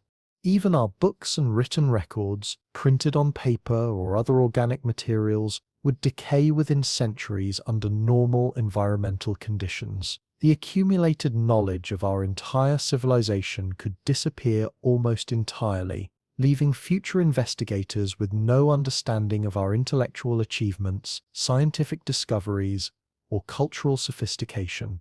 Our agricultural and environmental impacts might provide some of the most durable evidence of our existence. Changes in soil chemistry from fertilizer use, artificial drainage patterns, and the genetic modifications we've made to crops and livestock might persist longer than our cities and technologies. However, over periods of tens of thousands of years, even these traces would become increasingly difficult to detect and interpret. Forests would regrow over farmland, natural water patterns would reassert themselves, and the genetic changes we've introduced into species would either be lost through natural selection or become so integrated into natural populations that they would be indistinguishable from normal variation. The chemical signatures of our industrial civilization might provide the most lasting evidence of our existence. Nuclear weapons testing has introduced artificial radioactive isotopes into the environment that will persist for thousands of years. Plastic pollution has created synthetic compounds that will remain in sediments for extended periods. And our fossil fuel consumption has altered atmospheric chemistry in ways that might be detectable in ice cores or ocean sediments. But even these chemical traces would become increasingly subtle over time, requiring extremely sophisticated analytical techniques to detect them against the background of natural environmental variation. Perhaps most troubling for future archaeologists would be the challenge of interpreting whatever fragments they did discover. Without any understanding of our technologies, social systems, or cultural values, they would have no framework for understanding what our artifacts once represented, or how our society functioned. A corroded piece of silicon might be interpreted as a natural mineral formation. The geometric foundations of buildings might be dismissed as unusual geological features, and chemical anomalies in sediments might be attributed to unknown natural processes rather than industrial activity. This thought experiment suggests that if our own highly advanced technological civilization would be largely invisible to investigators 100,000 years from now, then similar societies from Earth's distant past could have existed without leaving traces that we would readily recognize today. The absence of obvious evidence for ancient advanced civilizations doesn't necessarily mean they never existed. It might simply reflect the inherent difficulty of preserving and detecting evidence of complex societies over geological timescales. This perspective should make us more humble about our ability to definitively rule out the possibility of ancient advanced civilizations, and more open to the idea that remarkable achievements might have occurred in Earth's deep past without leaving behind the kinds of obvious archaeological evidence that we typically expect to find. The question of motivation. Why would we want to find evidence of ancient civilizations? Understanding why the possibility of ancient advanced civilizations captures our imagination so powerfully requires examining the deeper psychological and philosophical motivations that drive our interest in this question. These motivations reveal important aspects of how we think about human nature, progress, and our place in the cosmic story. At the most basic level, discovering evidence of ancient advanced civilizations would fundamentally validate human potential in a way that profoundly expands our understanding of what our species is capable of achieving. Currently, we see technological advancement as a recent and perhaps fragile achievement that required thousands of years of gradual cultural evolution to accomplish.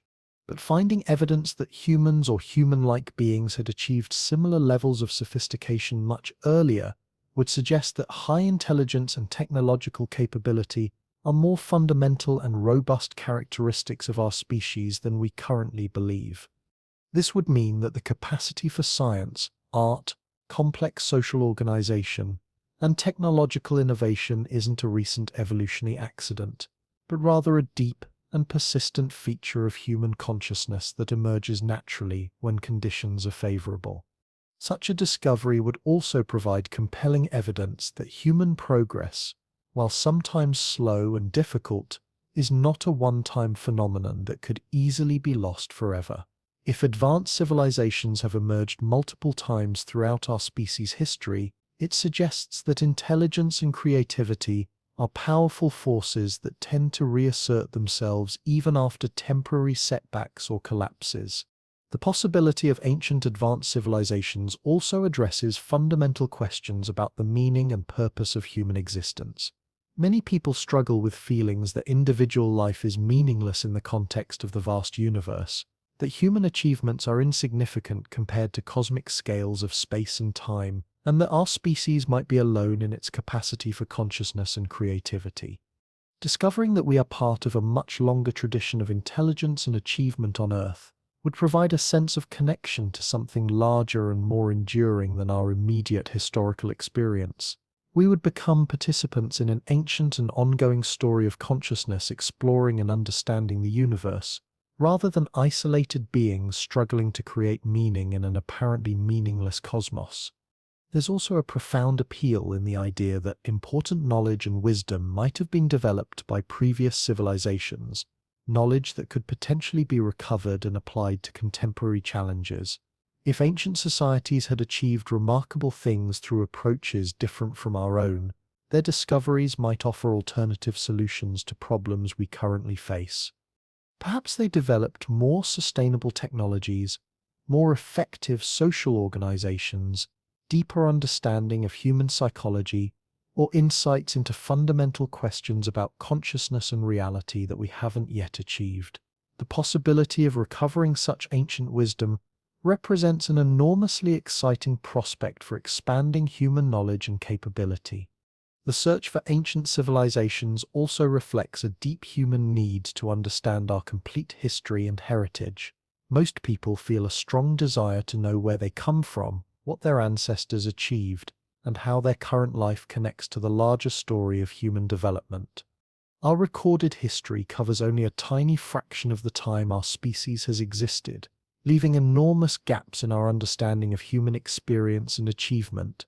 The possibility that remarkable civilizations existed during those unknown periods offers hope that we might eventually recover more complete knowledge of our species' journey through time. There's also an element of rebellion against conventional authority and established academic orthodoxy in pursuing these questions. Many people are attracted to ideas that challenge official narratives and suggest that important truths have been overlooked or suppressed by mainstream institutions.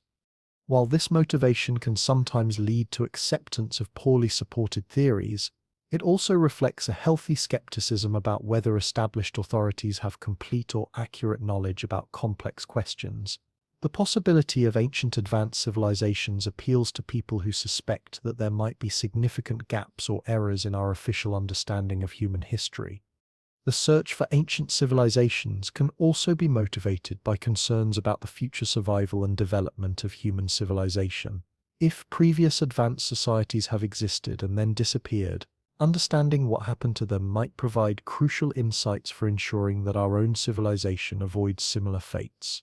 Learning about how ancient societies dealt with environmental challenges, social conflicts, technological risks, or other threats could potentially help us develop better strategies for long-term survival and continued progress.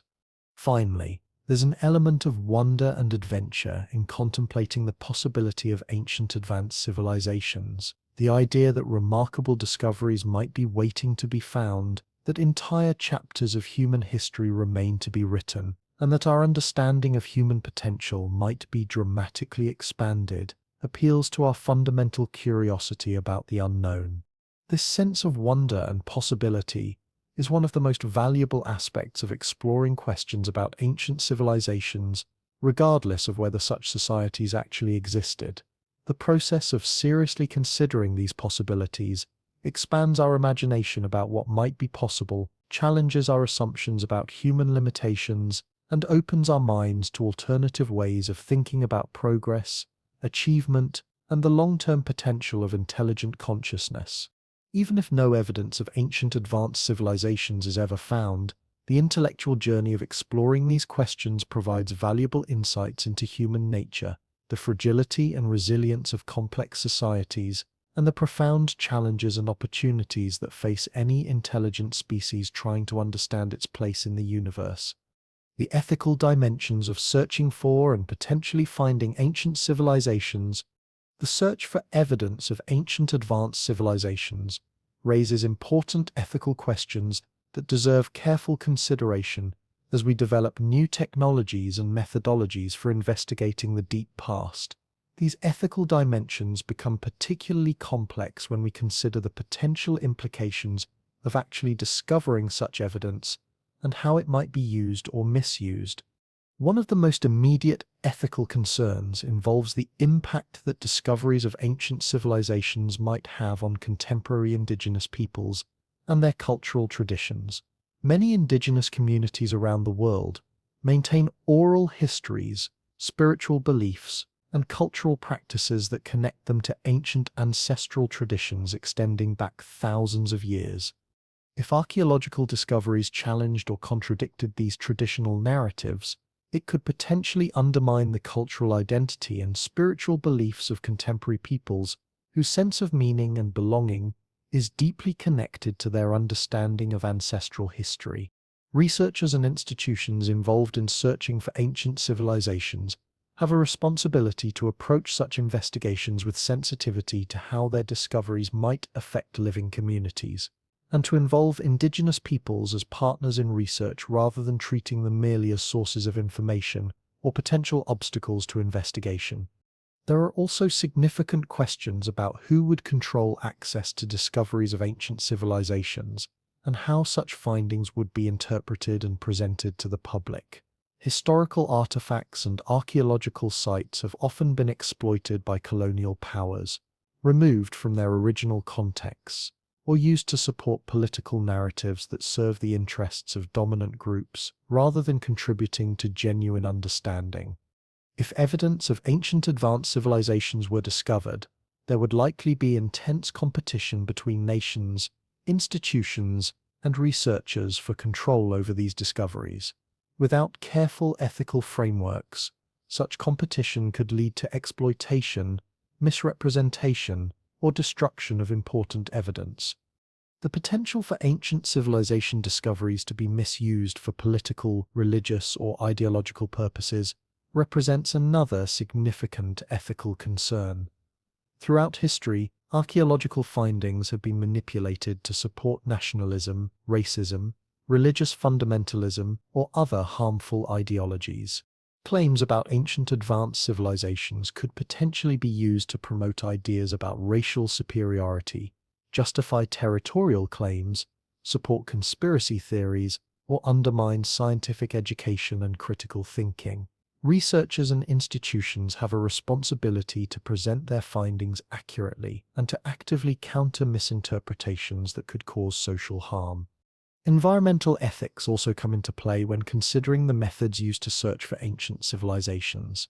Some investigative techniques, such as deep excavation, underwater exploration, or drilling through ice sheets, can cause significant environmental damage or disruption to fragile ecosystems. The potential value of discovering evidence of ancient civilizations must be weighed against the environmental costs of the search methods. and researchers should prioritize techniques that minimize ecological impact while still allowing for effective investigation. Questions about the preservation and sharing of discoveries raise additional ethical challenges. If evidence of ancient civilizations were found, who would be responsible for preserving it for future generations? How should such discoveries be shared with the global community? What obligations do researchers have to make their findings accessible to people from all backgrounds rather than restricting access to academic elites? There are also complex questions about whether certain types of information, if discovered, should be made public at all. If ancient civilizations had developed technologies that could be dangerous if misused, or if discoveries might destabilize social, religious, or political systems, researchers might face difficult decisions about disclosure. The potential psychological and social impacts of discovering ancient advanced civilizations also deserve ethical consideration. Such discoveries could profoundly challenge people's understanding of human history, progress, and our place in the universe, potentially causing existential anxiety, religious crises, or social upheaval. While these impacts might ultimately be positive in the long term, researchers have some responsibility to consider how their discoveries might affect public well-being and to present their findings in ways that help people process and integrate new information constructively. Educational ethics become important when considering how discoveries about ancient civilizations would be incorporated into academic curricula and public education. There would likely be pressure to revise textbooks, museum exhibits, and educational programs to reflect new understanding of human history. This process would need to be managed carefully to ensure that educational materials remain scientifically accurate, while also being accessible and meaningful to learners from diverse backgrounds and with varying levels of scientific literacy. International cooperation and equity represent additional ethical dimensions of ancient civilization research. The search for such evidence requires enormous resources and advanced technologies that are primarily available to wealthy nations and institutions. There's a risk that discoveries of ancient civilizations could become another form of cultural appropriation, with developed nations claiming ownership of discoveries that might be more appropriately managed by the peoples and regions where they are found. Finally, there are questions about the long-term responsibilities that come with discovering evidence of ancient civilizations. If such discoveries revealed information about the causes of past civilizational collapse, researchers and institutions might have obligations to ensure that this knowledge is used to help contemporary society avoid similar fates. Similarly, if ancient civilizations had developed beneficial technologies or social systems, there might be ethical obligations to ensure that this knowledge is used for the benefit of humanity as a whole, rather than being restricted to particular groups or nations. These ethical considerations suggest that the search for ancient advanced civilizations should be guided by principles of respect for indigenous peoples, environmental protection, international cooperation, social responsibility, and commitment to using discoveries for the benefit of all humanity. While the intellectual excitement of potentially discovering ancient civilizations is compelling, researchers and institutions must approach these investigations with careful attention to their broader social and ethical implications.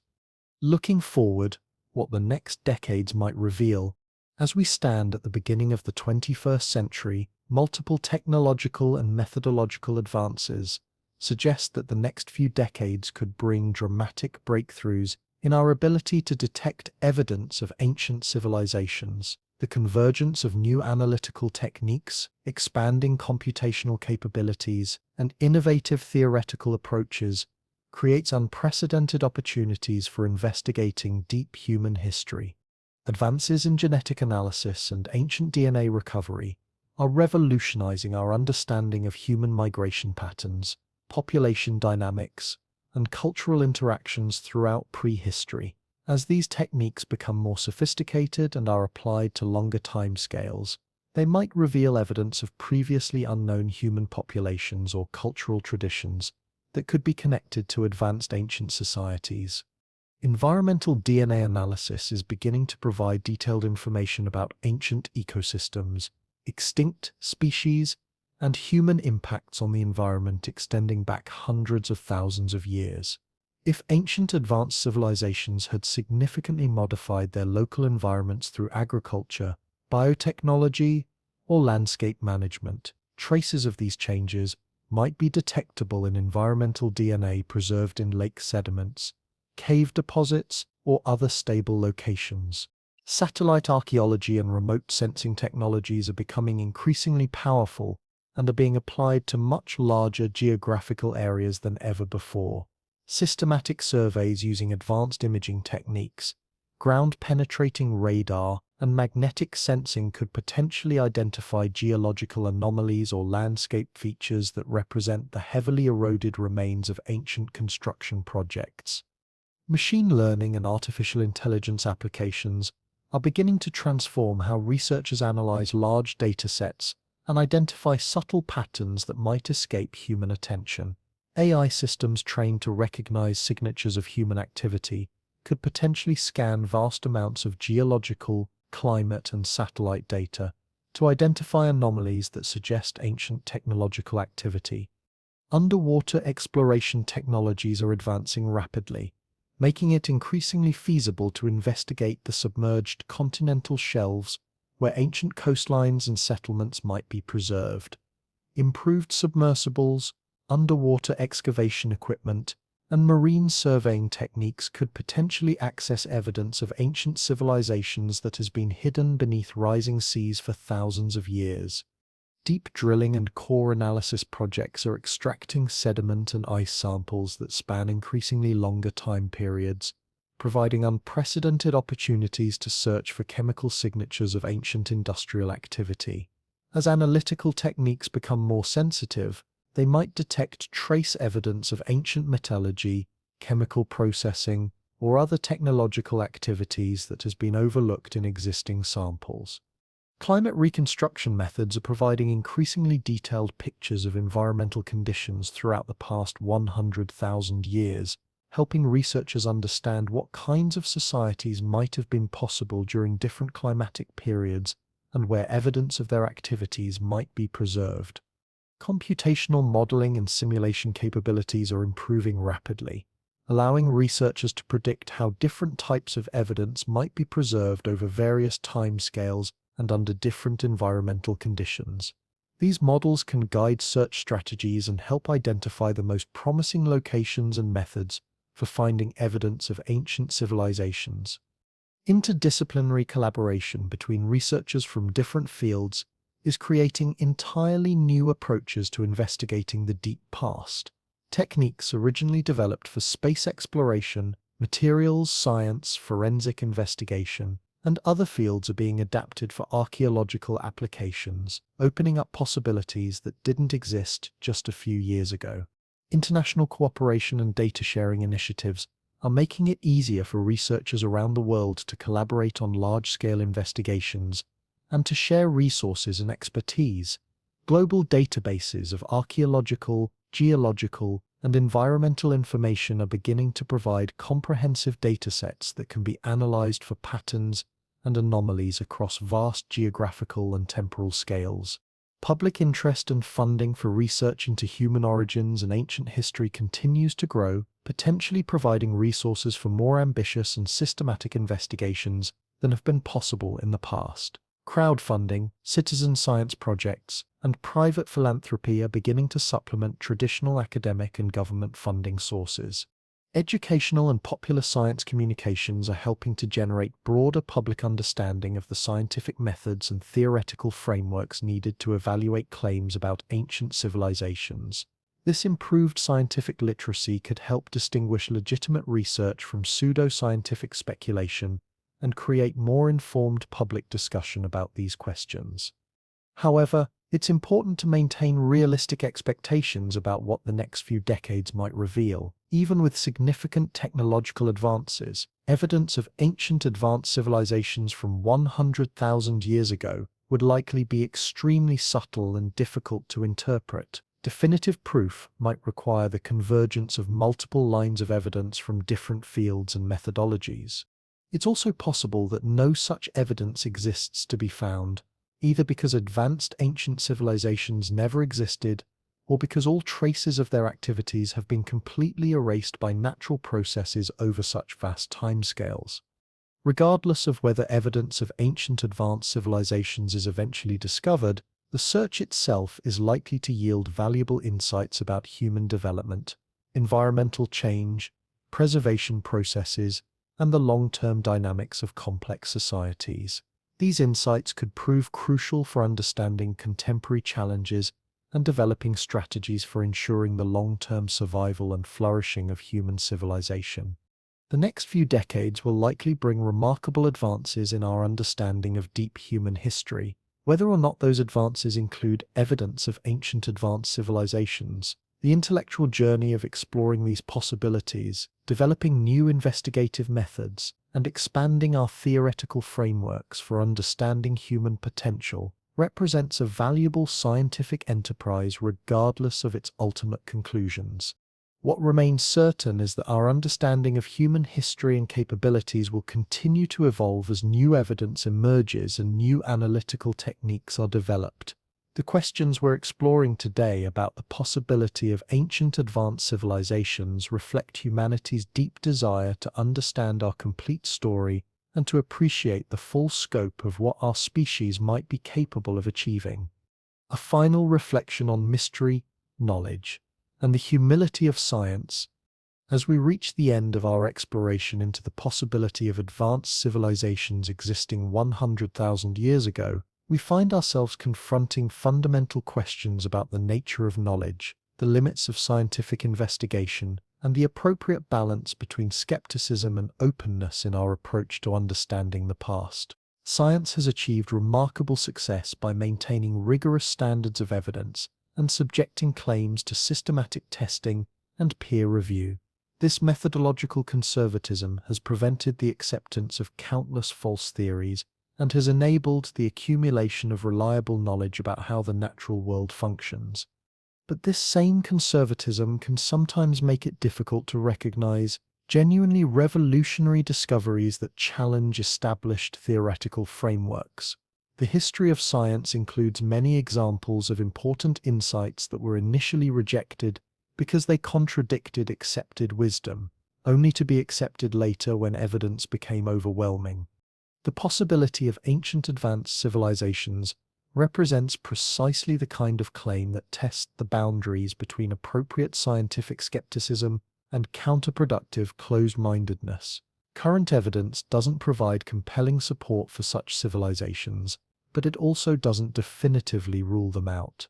In situations like this, the most scientifically honest approach involves acknowledging the limitations of our current knowledge while remaining open to the possibility that new evidence or analytical methods might reveal surprises. This requires a delicate balance between maintaining critical standards and avoiding premature closure of legitimate scientific questions. The vast temporal scales involved in investigating events from 100,000 years ago also remind us of the inherent humility that should characterize our approach to understanding deep time. Human experience spans at most a few decades, recorded history covers only a few thousand years, and even our scientific understanding of the past extends back only a few 100,000 years with any detail. Against the backdrop of Earth's 4.5 billion-year history, our knowledge of the past represents a tiny and potentially unrepresentative sample. This perspective should make us modest about our ability to make definitive claims about what has or hasn't happened during the vast stretches of time that remain largely inaccessible to direct investigation. The question of ancient advanced civilizations also illustrates the complex relationship between evidence and interpretation in scientific investigation. Even when dealing with well-preserved archaeological sites from recent time periods, researchers often disagree about how to interpret their findings and what conclusions can legitimately be drawn from available evidence.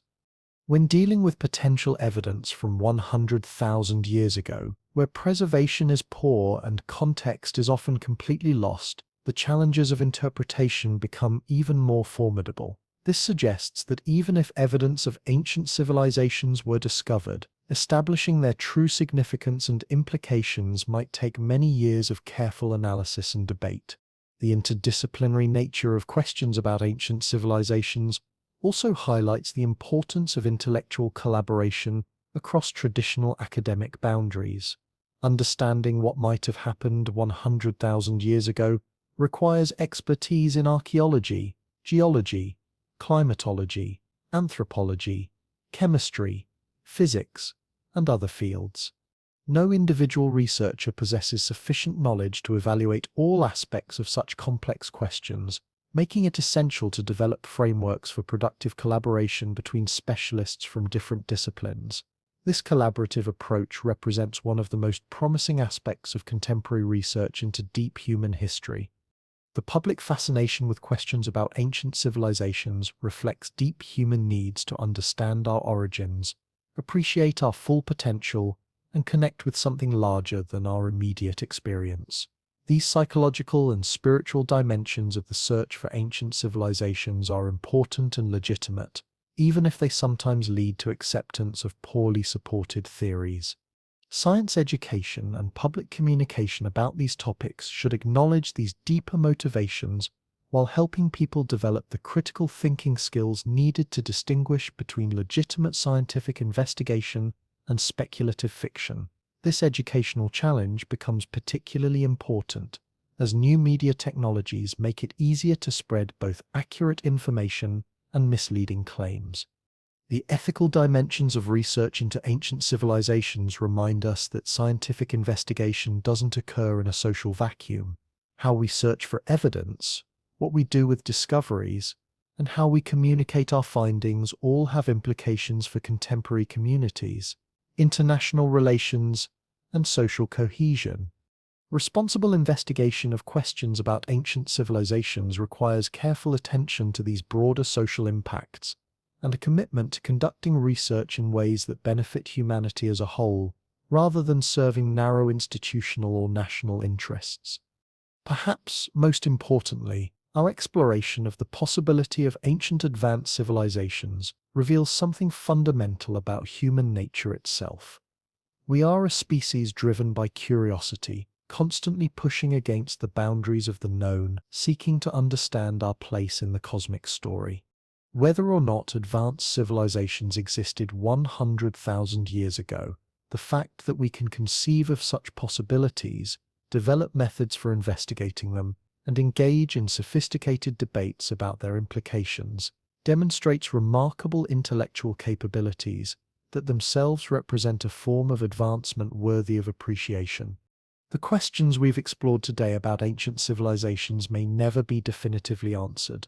The evidence needed to prove or disprove such claims might have been erased by natural processes operating over geological timescales, or it might be preserved in forms that we haven't yet learned to recognize or access. But the intellectual journey of seriously considering these possibilities, developing new theoretical frameworks for understanding deep time, and expanding our concepts of what might be possible in human development, represents a valuable contribution to human knowledge regardless of its ultimate conclusions. In the end, the possibility of ancient advanced civilizations serves as a powerful reminder that reality is far stranger and more complex than our everyday experience suggests. The universe has existed for nearly 14 billion years, our planet for 4.5 billion years, and our species for hundreds of thousands of years. Within those vast expanses of time and space, countless remarkable things have certainly happened that we know nothing about. Some of those things might have involved the emergence of intelligence, consciousness, and technological capability in forms that we haven't yet discovered or imagined. As we continue to develop new methods for investigating the deep past, we should remain open to the possibility that our understanding of human history and potential might need to be dramatically revised. The story of intelligence on Earth might be far longer, more complex, and more remarkable than we currently believe. Whether that story includes advanced civilizations from 100,000 years ago remains an open question, one that future generations of researchers will continue to investigate using tools and methods that we can barely imagine today. What we can say with confidence is that the search itself, The willingness to ask difficult questions and to push against the boundaries of the known represents one of the most admirable aspects of human consciousness and creativity. In that sense, we are already part of the remarkable story of intelligence exploring and understanding the universe, a story that may be far older and more extraordinary than we've yet learned to appreciate. Thanks for joining me on this journey through deep time and speculative possibility here on Simply About Earth. If this exploration has sparked your curiosity about our planet's hidden history, make sure to subscribe and let me know in the comments what other mysteries you'd like us to investigate together. Until next time, keep questioning, keep wondering, and keep looking up at the stars while remembering that the greatest mysteries might be buried right beneath our feet.